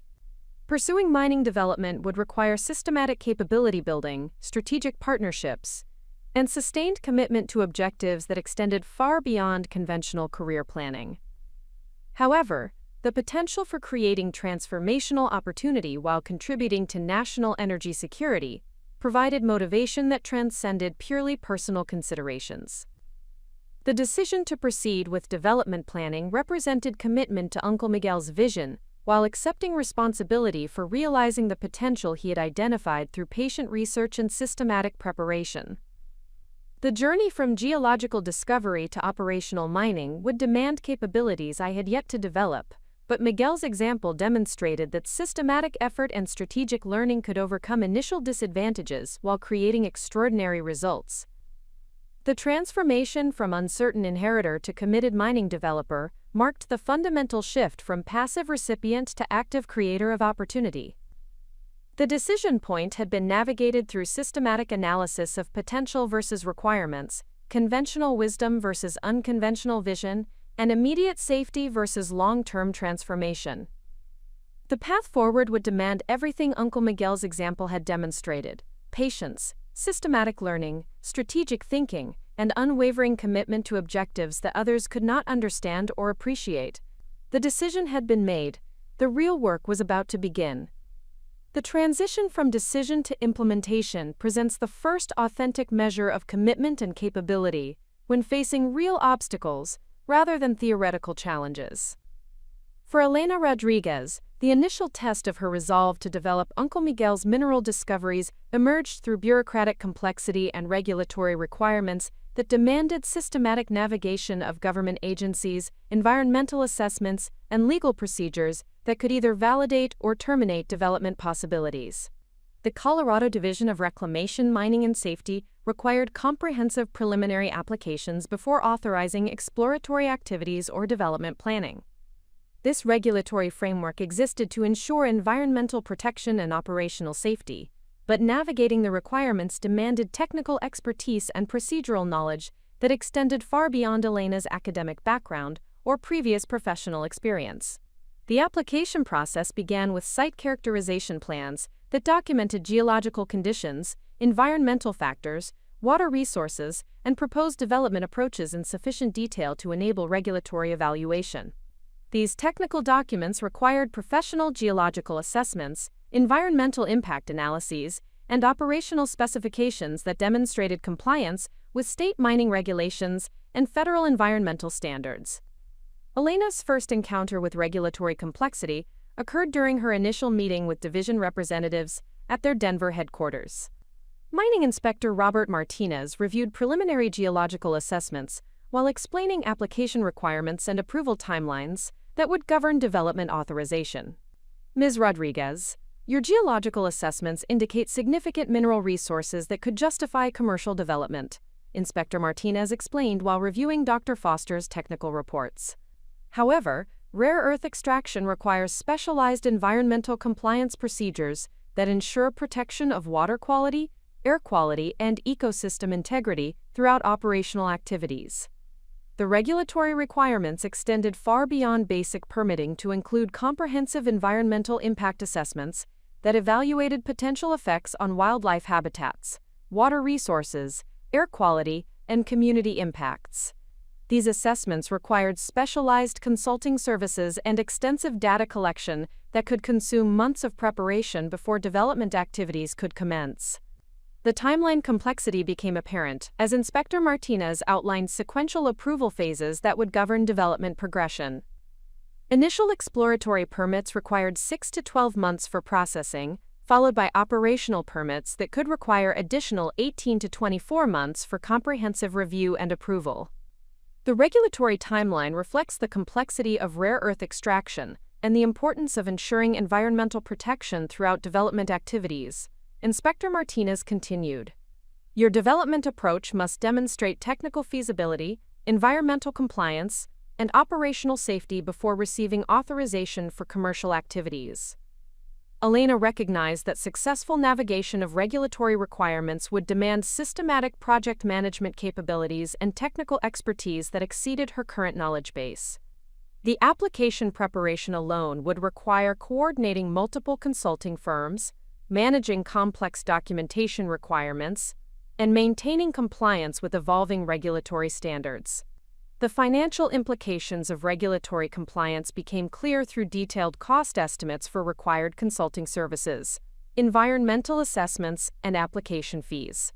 Initial regulatory preparation could require investment exceeding $200,000 before receiving authorization to proceed with development planning or operational preparation. These upfront costs represented substantial financial commitment without guaranteed approval outcomes. Regulatory agencies maintained authority to deny applications based on environmental concerns, technical inadequacy, or community opposition that could eliminate development possibilities despite significant preliminary investment. The psychological impact of confronting regulatory complexity challenged Elena's confidence about development feasibility and her capability to manage sophisticated bureaucratic processes. The technical requirements and procedural complexity far exceeded anything she had encountered through academic research or conventional employment experience. However, Uncle Miguel's systematic approach to documentation and preparation provided crucial advantages for regulatory navigation. His comprehensive geological research, environmental monitoring, and legal compliance preparation had anticipated many regulatory requirements and established foundations for application development.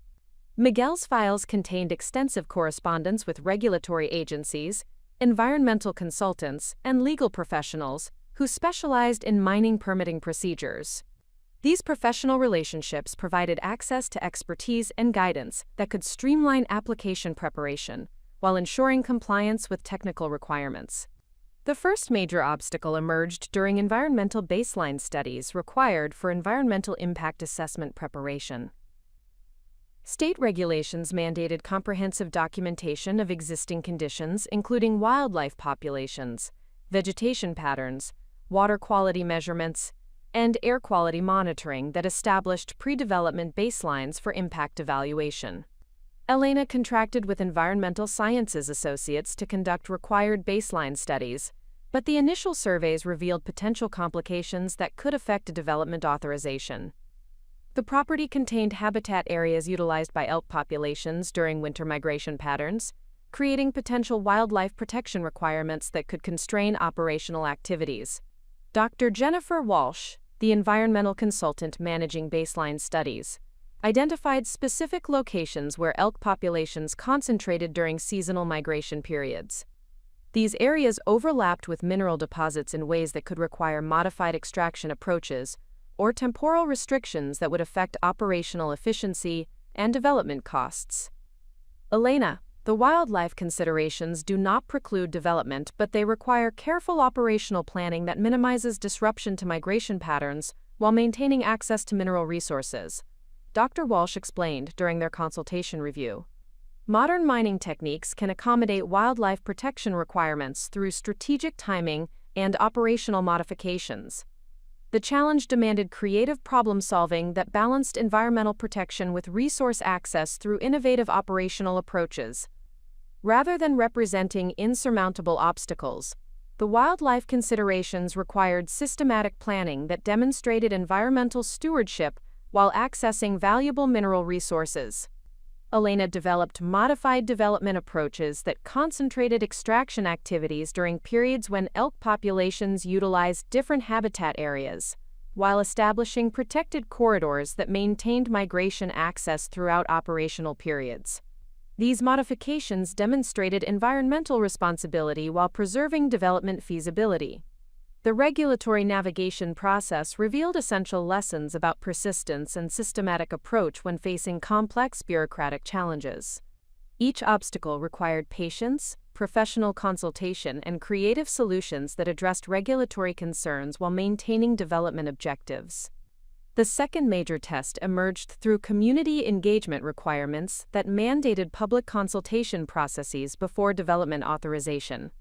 Local regulations required informational meetings, public comment periods, and community impact assessments that provided opportunities for public input regarding proposed mining activities. Elena organized the required community meetings at the Silverton Community Center, presenting development plans to local residents and addressing concerns about environmental impacts, traffic increases, and operational effects on local tourism and recreation activities. The community response revealed mixed perspectives about mining development that reflected broader tensions between economic opportunity and environmental protection. Some residents supported job creation and economic development that mining operations could provide, while others expressed concerns about environmental degradation and tourism impacts.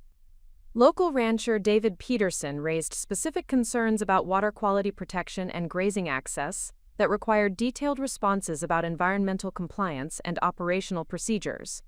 His questions demonstrated the importance of community relations and transparent communication about development impacts and mitigation measures.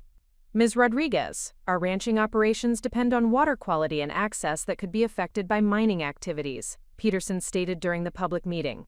What specific protections will ensure that our livestock operations and water resources remain uncontaminated throughout your development activities? Elena addressed these concerns through detailed presentations about modern mining techniques, environmental monitoring procedures, and regulatory compliance requirements that protected water quality while enabling responsible resource extraction. Her responses demonstrated technical knowledge and environmental commitment that addressed community concerns while maintaining development support.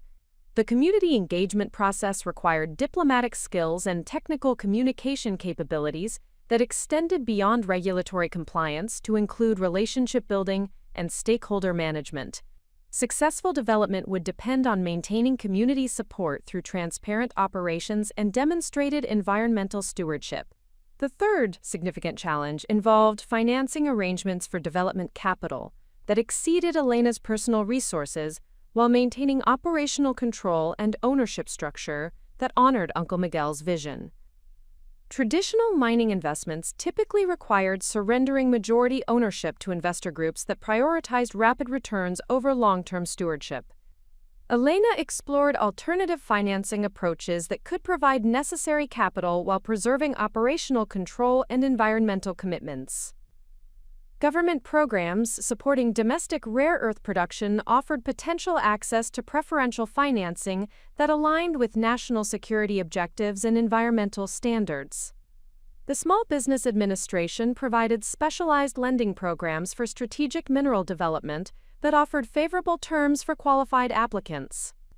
These programs recognized the national importance of domestic rare earth production while supporting small-scale operators who demonstrated technical competence and environmental responsibility. Elena's application for SBA Strategic Mineral Development Financing required comprehensive business planning, financial projections, and operational specifications that demonstrated development feasibility and market viability.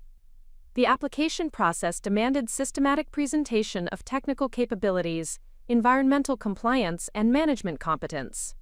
The financing application revealed the importance of professional presentation and comprehensive planning when seeking substantial investment for complex development projects. Elena engaged business planning consultants who specialized in mining finance to ensure application quality and completeness. The approval process required 6 months of documentation, review, and negotiation before receiving conditional financing approval that provided access to development capital while maintaining operational control and environmental commitments. The successful financing represented validation of development feasibility and Elena's capability to manage complex business planning processes. The regulatory navigation, community engagement, and financing processes provided essential education about project management, stakeholder relations, and systematic approach to complex challenges that extended far beyond academic preparation or conventional career experience. Each obstacle demanded persistence, professional consultation, and creative problem-solving that built capabilities essential for successful development. The first test period revealed that Uncle Miguel's discoveries could indeed be developed into operational mining enterprises, but success required systematic commitment to regulatory compliance, environmental stewardship, and community relations that exceeded initial expectations. The challenges were substantial but manageable through systematic approach and professional support. Elena's successful navigation of initial regulatory and financing requirements demonstrated that unconventional opportunities could be pursued effectively through systematic preparation, professional consultation, and persistent commitment to objectives that others might dismiss as impossible or inappropriate. The first test had been passed through systematic effort and strategic thinking rather than specialized expertise or extensive prior experience. Elena had proven to herself and others that capabilities could be developed through systematic learning, and that complex challenges could be managed through professional guidance and persistent effort. The validation provided confidence for proceeding with operational development, while establishing foundations for continuing challenges that would test commitment, capability, and vision throughout the transformation from geological discovery to operational mining enterprise. The pursuit of transformational opportunity inevitably generates resistance from those whose worldview cannot accommodate unconventional success, or whose psychological comfort depends on maintaining established social hierarchies. Elena Rodriguez discovered that family members who had dismissed Uncle Miguel's mountain residence as evidence of failure would respond with even greater skepticism when her systematic development efforts began producing measurable progress toward commercial mining operations. The resistance intensified following her successful navigation of initial regulatory requirements and community engagement processes. Rather than celebrating these achievements as validation of Miguel's vision and Elena's developing capabilities, family members interpreted her progress as temporary luck that would inevitably collapse when she encountered challenges beyond her assumed competence. The psychological dynamics underlying family resistance became apparent during a tense Thanksgiving gathering at her parents' Denver home. Elena had returned from the mountains to share updates about regulatory approvals, financing arrangements, and development timeline progress. She anticipated that concrete evidence of systematic advancement would address family concerns about the inheritance and demonstrate the validity of her unconventional career direction. Instead, the family response revealed deeper anxieties about social status, appropriate ambition, and the psychological threat that Elena's success represented to their own life choices and achievement levels. Her mother, Carmen Rodriguez, articulated these concerns during a private conversation in the kitchen, while other family members gathered in the living room. "Elena, I need you to understand something important about what you are doing," Carmen began, her voice carrying maternal authority mixed with genuine distress. "This mining project is making you different from who you used to be. You are becoming obsessed with something that is changing your relationship with your family and your community." The accusation that personal development represented betrayal of family identity reflected fundamental assumptions about loyalty, success, and appropriate individual advancement within family systems. Carmen's perspective suggested that Elena's achievements created distance from family values, rather than honoring Uncle Miguel's legacy and contributing to collective prosperity. "You are spending all your time with lawyers and consultants and government officials instead of maintaining the relationships that have always supported you," Carmen continued. "These people do not care about you personally. They care about what they can get from your property." The warning about professional relationships reflected deeper concerns about Elena's transition from familiar academic environment to complex business development that required expertise and guidance from professionals whose backgrounds differed significantly from family educational and career experiences. Elena's cousin David expressed similar concerns with greater directness during the family gathering. His perspective reflected broader family sentiment about appropriate ambition and the social implications of pursuing opportunities that extended beyond conventional career advancement. "Elena, you need to be realistic about what you are trying to accomplish," David stated during dinner conversation. "Mining is not something that people from our background get involved with successfully. These are industrial operations that require connections and resources that we simply do not have." His assessment revealed assumptions about social class limitations and appropriate career boundaries that constrained family members, opportunity recognition, and achievement expectations. The suggestion that mining represented activities beyond their social scope indicated beliefs about professional hierarchies that discouraged unconventional advancement. "You are setting yourself up for disappointment and financial loss," David continued. "Even if Uncle Miguel did find some valuable minerals, that does not mean you can successfully develop them into profitable operations. You should sell the rights to established companies and use the money for practical purposes." The advice to abandon development in favor of immediate liquidation reflected family preference for conventional financial security over transformational opportunity. Their perspective prioritized minimizing risk through established approaches, rather than developing capabilities necessary for realizing extraordinary potential. The resistance extended beyond immediate family to include academic colleagues and professional contacts who questioned Elena's decision to abandon conventional career development for uncertain mining ventures. Dr. Patricia Martinez, her former supervising professor, expressed particular concern about the long-term implications of Elena's choices during a phone conversation. "Elena, I understand the appeal of this inheritance opportunity, but you need to consider the impact on your professional development and academic advancement," Dr. Martinez explained. "Taking extended time away from research activities and graduate school preparation will create gaps in your academic record that could affect future opportunities." The academic perspective emphasized conventional career progression through established institutional pathways that provided predictable advancement opportunities and professional recognition. Dr. Martinez could not envision that mining development might represent superior career advancement compared to traditional academic employment. "The research skills you have developed could contribute significantly to important academic projects," she continued. "Abandoning that potential for something as uncertain as mining operations seems like poor career planning that you may regret when the initial excitement fades." Similar perspectives from university colleagues reinforced academic assumptions about appropriate career development and the risks associated with departing from established professional pathways. Their concerns reflected institutional bias toward conventional achievement and skepticism about entrepreneurial alternatives to academic advancement. The most challenging resistance emerged from Elena's romantic relationship with graduate student Michael Fernandez, who had supported her initial inheritance acceptance, but became increasingly concerned about the time and emotional energy she devoted to mining development. His perspective reflected personal anxieties about relationship priorities and lifestyle compatibility that mining operations might affect. "Elena, I understand this project is important to you, but it is consuming your entire life," Michael expressed during a difficult conversation at her Denver apartment. "You spend weeks at a time in the mountains, dealing with consultants and government officials, instead of maintaining our relationship and your other commitments." The concern about relationship balance reflected deeper questions about lifestyle compatibility and shared values that mining development raised. Michael's academic career aspirations aligned with conventional urban professional life that seemed incompatible with the rural focus and operational demands that mining development required. "I am worried that you are becoming someone different from the person I fell in love with," he continued.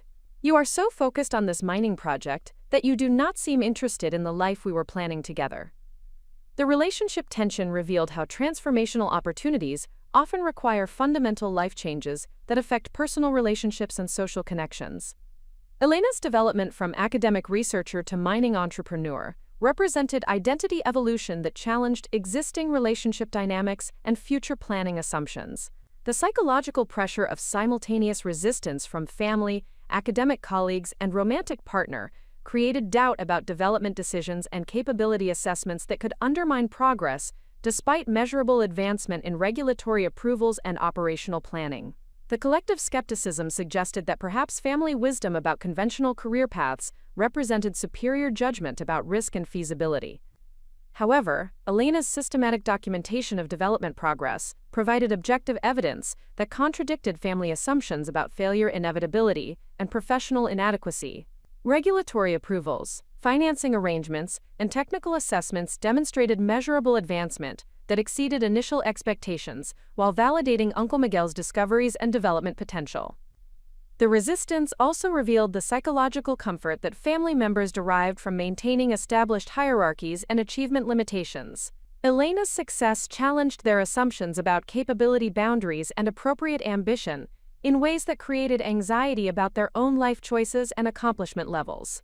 Dr. Jennifer Walsh, the environmental consultant who had become an informal mentor, provided crucial perspective about resistance dynamics during a consultation meeting at the mountain property. Her experience with family systems and achievement psychology helped Elena understand the broader patterns underlying family opposition. "Elena, what you are experiencing is typical when someone in a family system begins achieving at levels that exceed collective expectations," Dr. Walsh explained. "Family members often interpret individual advancement as implicit criticism of their own choices or evidence that established family wisdom was inadequate." The psychological insight revealed that family resistance reflected their own anxiety and limitation beliefs, rather than objective assessment of Elena's development feasibility or capability potential.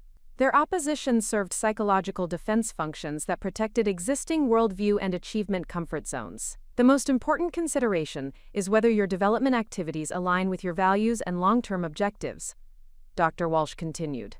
"Family approval is emotionally significant, but it should not determine your response to extraordinary opportunities that could create sustainable prosperity while contributing to broader objectives."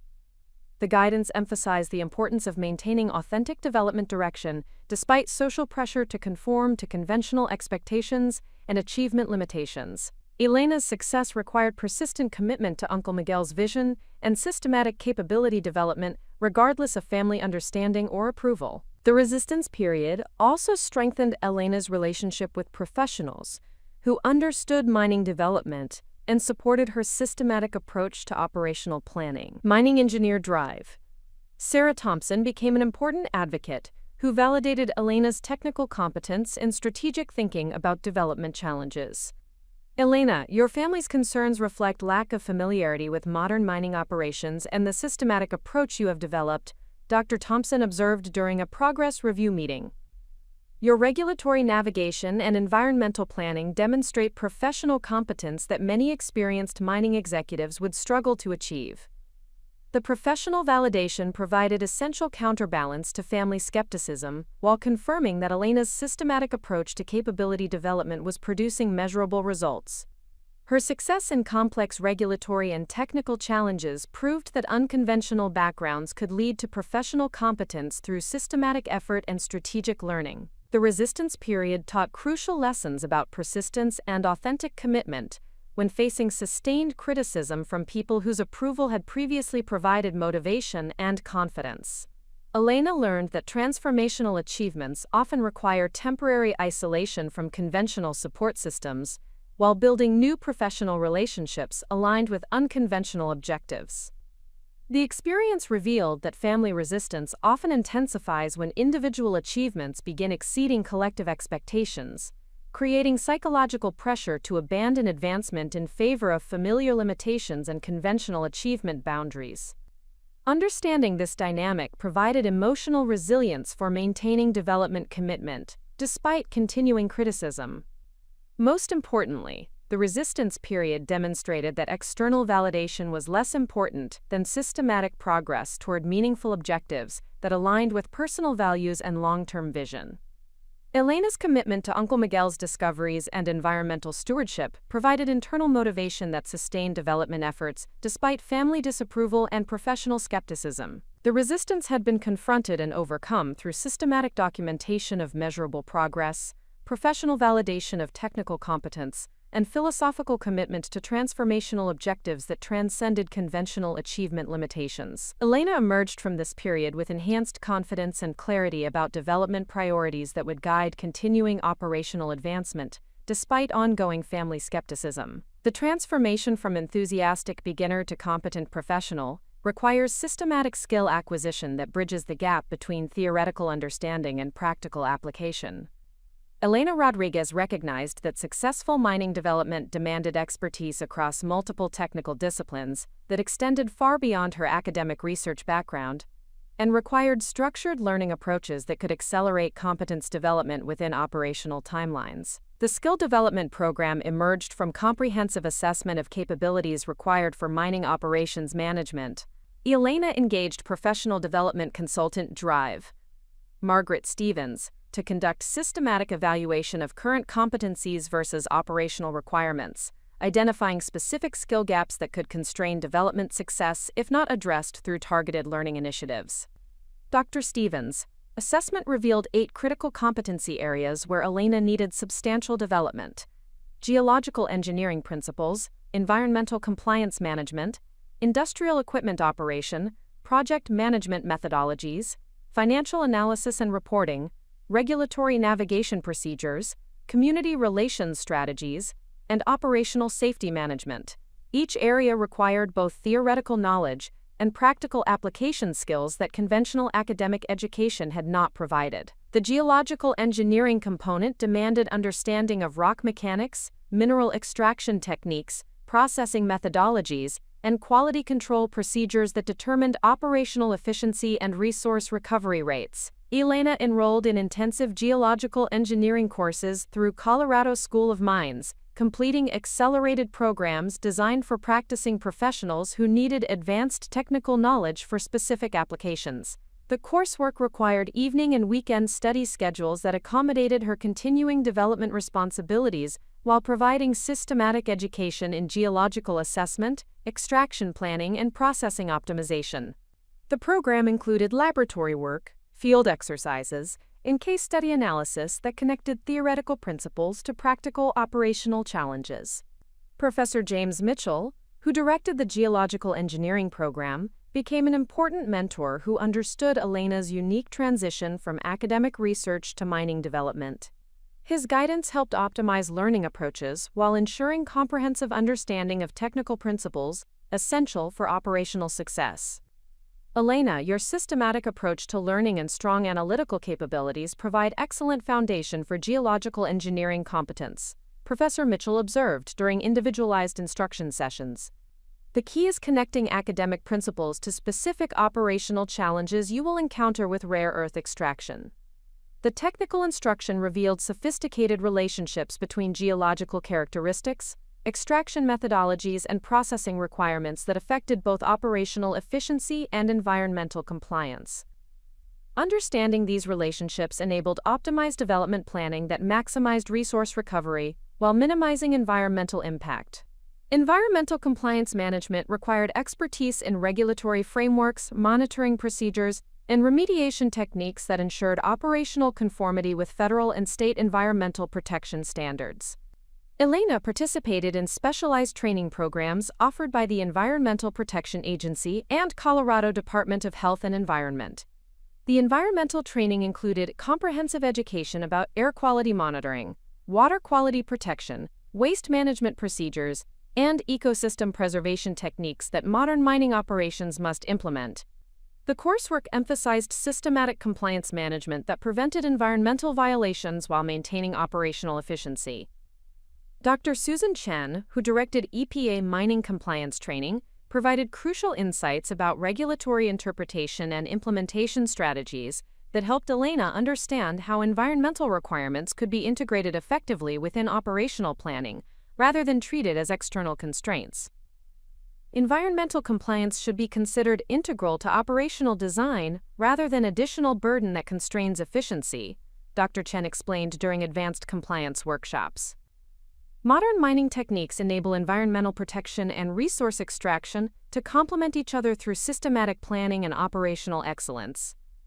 The environmental education revealed opportunities for developing mining operations that exceeded regulatory requirements while demonstrating environmental stewardship that could provide competitive advantages in permitting processes and community relations.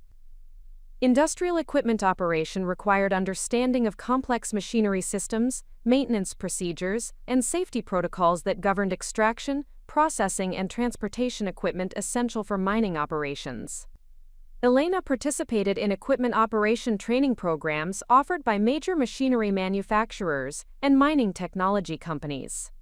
The hands-on training included operation of excavation equipment, material handling systems, processing machinery, and transportation vehicles that would be essential for operational activities. The instruction emphasized safety procedures, efficiency optimization, and preventative maintenance that minimized operational disruptions while ensuring worker safety. Equipment training instructor Robert Walsh provided practical education about machinery operation, troubleshooting procedures, and maintenance scheduling that helped Elena understand operational requirements and cost factors associated with equipment utilization and lifecycle management. Understanding equipment capabilities and limitations is essential for operational planning and cost management, Walsh explained during intensive training sessions. Proper operation and maintenance directly affect both safety and profitability throughout mining operations. The equipment education provided practical knowledge about machinery selection, operational optimization, and maintenance planning that would significantly affect development costs and operational efficiency throughout the mining enterprise lifecycle. Project management methodology required systematic approaches to planning, resource allocation, timeline management, and quality control that ensured complex development projects proceeded according to schedule and budget while meeting technical specifications and regulatory requirements. Elena completed Project Management Professional Certification through the Project Management Institute, focusing on specialized applications for industrial development projects that involved multiple stakeholders, regulatory compliance, and technical complexity. The certification process required comprehensive education about project lifecycle management, risk assessment, and stakeholder coordination. The project management training included case studies of successful mining development projects that demonstrated effective planning methodologies, risk mitigation strategies, and coordination approaches that optimize project outcomes while managing operational complexity and stakeholder expectations. Project management instructor Dr. Patricia Lopez provided specialized guidance about mining project challenges and systematic approaches that helped Elena understand how professional project management principles could be applied effectively to mineral development enterprises. Mining projects involve unique challenges related to regulatory compliance, environmental requirements, and technical complexity that require specialized project management approaches. Dr. Lopez explained during certification preparation. Systematic planning and risk management are essential for successful project completion within budget and timeline constraints. The project management education provided essential frameworks for coordinating complex development activities while ensuring systematic progress toward operational objectives, despite multiple competing priorities and stakeholder requirements. Financial analysis and reporting required understanding of accounting principles, cost management procedures, profitability analysis, and investor relations that enabled informed decision-making about development investments and operational management. Elena enrolled in advanced financial management courses through University of Denver Business School. The financial education included comprehensive instruction about mining industry accounting, cost analysis methodologies, profitability modeling, and investment evaluation that provided essential capabilities for managing development finances and communicating with investors and regulatory agencies. Finance professor Dr. Michael Rodriguez specialized in extractive industry financial management and provided crucial education about commodity pricing, operational cost analysis, and capital investment evaluation that helped Elena understand financial factors affecting development decisions and operational profitability. Mining operations involve unique financial characteristics related to commodity pricing volatility, capital intensity, and regulatory compliance costs that require specialized financial management approaches, Dr. Rodriguez explained during individualized instruction. Understanding these factors is essential for making informed development decisions and maintaining operational sustainability. The financial education provided systematic approaches to cost analysis, profitability evaluation, and investment planning that enabled informed decision-making about development strategies and operational management priorities. Regulatory navigation procedures required detailed understanding of permitting processes, compliance reporting, and agency coordination that ensured development activities proceeded according to legal requirements while maintaining positive relationships with regulatory authorities. Elena participated in specialized regulatory training programs offered by mining industry associations and regulatory agencies, focusing on practical procedures for permit applications, compliance monitoring, and agency communication that optimized regulatory relationships while ensuring operational authorization.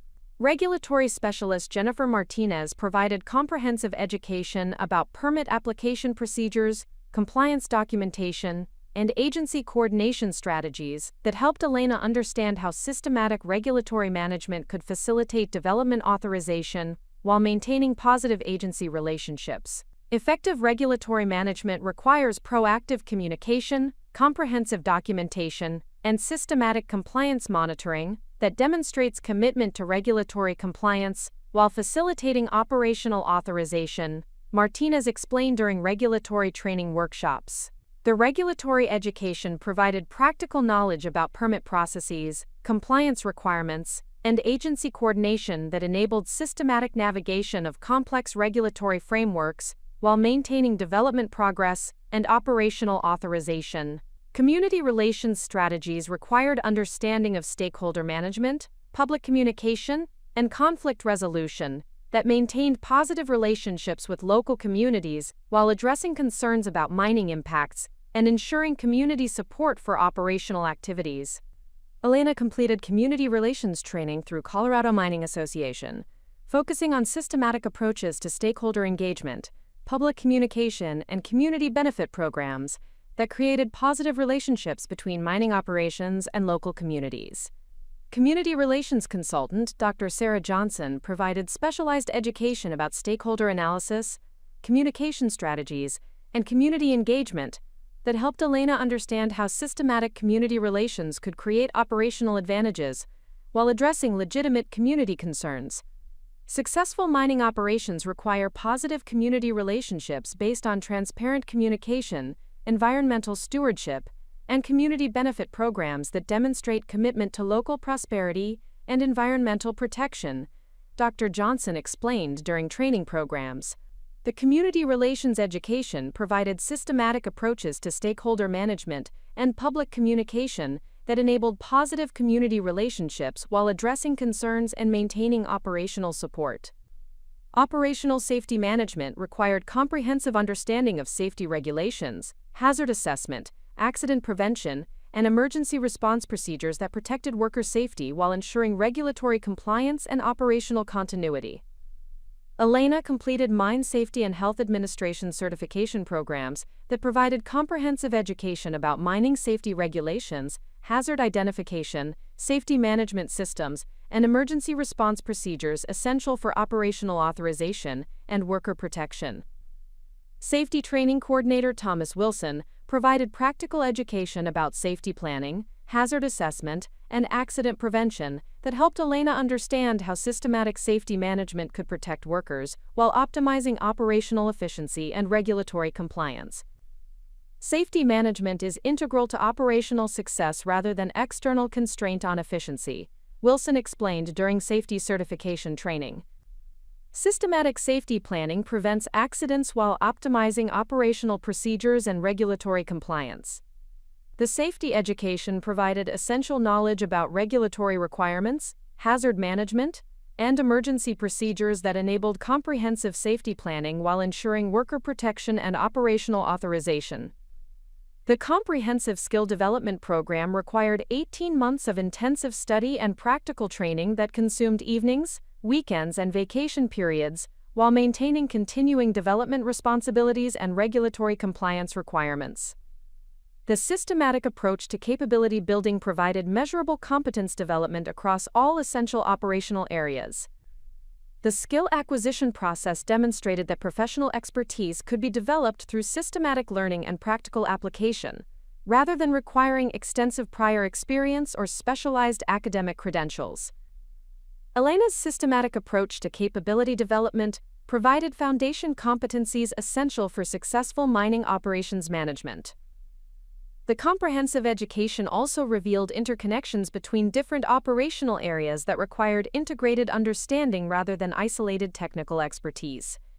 Successful mining development demanded systematic coordination of geological, environmental, equipment, project management, financial, regulatory, community relations, and safety considerations. The skill development phase established essential capabilities for operational management, while demonstrating that systematic learning and practical application could overcome initial competency gaps through dedicated effort and strategic education investments. Establishing professional credibility without traditional industry credentials represents one of the most formidable obstacles faced by individuals pursuing transformational opportunities in established fields. Elena Rodriguez discovered that her systematic skill development and technical competence would mean little if industry professionals and potential partners dismissed her expertise based on assumptions about appropriate backgrounds and conventional career pathways. The credibility challenge manifested most clearly during initial meetings with established mining companies that controlled regional equipment, processing facilities, and distribution networks essential for commercial rare earth extraction. These organizations possessed the infrastructure and market connections that could accelerate Elena's development timeline while providing operational support that would optimize resource utilization and profitability.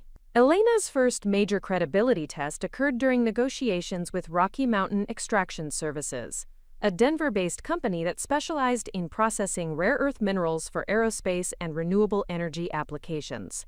Company President James Morrison had agreed to evaluate potential partnership arrangements after reviewing Elena's geological assessments and regulatory approvals, but his initial skepticism was evident from their first meeting. Ms. Rodriguez, I must admit that your project documentation is impressive, but I have concerns about working with someone who lacks established industry experience, Morrison stated during their conference room meeting at his corporate headquarters. Rare earth processing requires sophisticated technical knowledge and operational expertise that typically develops through years of industry involvement. The assessment reflected widespread industry assumptions about competence development and the relationship between credentials and capability.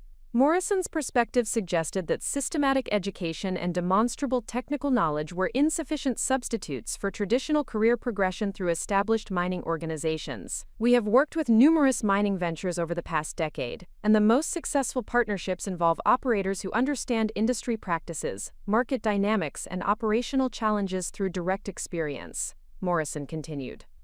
Academic knowledge and consultant reports provide valuable information, but they cannot replace practical understanding gained through operational involvement. Elena recognized that establishing credibility would require demonstrating practical competence rather than relying on documentation of theoretical knowledge. Her response strategy emphasized specific technical understanding combined with systematic operational planning that addressed Morrison's concerns about practical capability. Mr. Morrison, I appreciate your emphasis on practical experience. and I believe the best approach is demonstrating my understanding through specific operational planning rather than general credentials. Elena replied. I have prepared detailed analysis of your processing requirements for rare earth separation that addresses technical specifications, quality control procedures, and environmental compliance considerations. The presentation that followed revealed Elena's comprehensive understanding of rare earth processing chemistry, equipment requirements, and quality standards that exceeded Morrison's expectations for someone with limited industry background. Her systematic analysis of his company's capabilities and integration requirements demonstrated technical competence that contradicted assumptions about amateur status. Elena's preparation included detailed specifications for rare earth concentrate quality, processing volume projections, and delivery scheduling that reflected sophisticated understanding of Morrison's operational requirements and market constraints. Her analysis addressed technical considerations that many experienced operators overlooked, while proposing efficiency improvements that could benefit both organizations. Ms. Rodriguez, your understanding of processing requirements and quality specifications is remarkably thorough, Morrison acknowledged after reviewing her technical presentation. This level of analysis typically requires considerable industry experience or extensive consultation with processing specialists. The recognition that Elena's systematic approach to technical education had produced professional-level competence began shifting Morrison's assessment from skeptical evaluation to serious partnership consideration. Her demonstration of practical knowledge through specific operational planning validated her capability claims while addressing his concerns about working with inexperienced operators. The credibility establishment continued through successful navigation of technical discussions about extraction methodologies, concentrate specifications, and processing optimization that demonstrated Elena's comprehensive understanding of operational requirements and industry standards. Her systematic education had provided knowledge foundations that enabled informed discussion about complex technical challenges. Morrison's evolving perspective became apparent through increasingly detailed questions about operational capacity, development timeline, and partnership structure that indicated serious consideration of potential collaboration. Elena's systematic responses demonstrated both technical competence and business sophistication that exceeded his initial expectations. Ms. Rodriguez, your technical knowledge and operational planning suggest that you have approached this development with professional thoroughness that many established operators do not achieve, Morrison concluded. I would like to proceed with detailed partnership discussions that could benefit both our organizations. The successful credibility establishment with Rocky Mountain Extraction Services provided validation that systematic skill development could overcome initial industry skepticism while creating opportunities for strategic partnerships that accelerated development progress and operational success. Similar credibility challenges emerged during negotiations with equipment suppliers, financial institutions, and regulatory agencies, where Elena's unconventional background initially created skepticism about her technical competence and operational capability. Each situation required systematic demonstration of practical knowledge and professional planning that exceeded expectations for someone without traditional industry credentials. Up next, you've got two more standout stories right on your screen. If this one hit the mark, you won't want to pass these up. Just click and check them out. And don't forget to subscribe and turn on the notification bell so you don't miss any upload from us.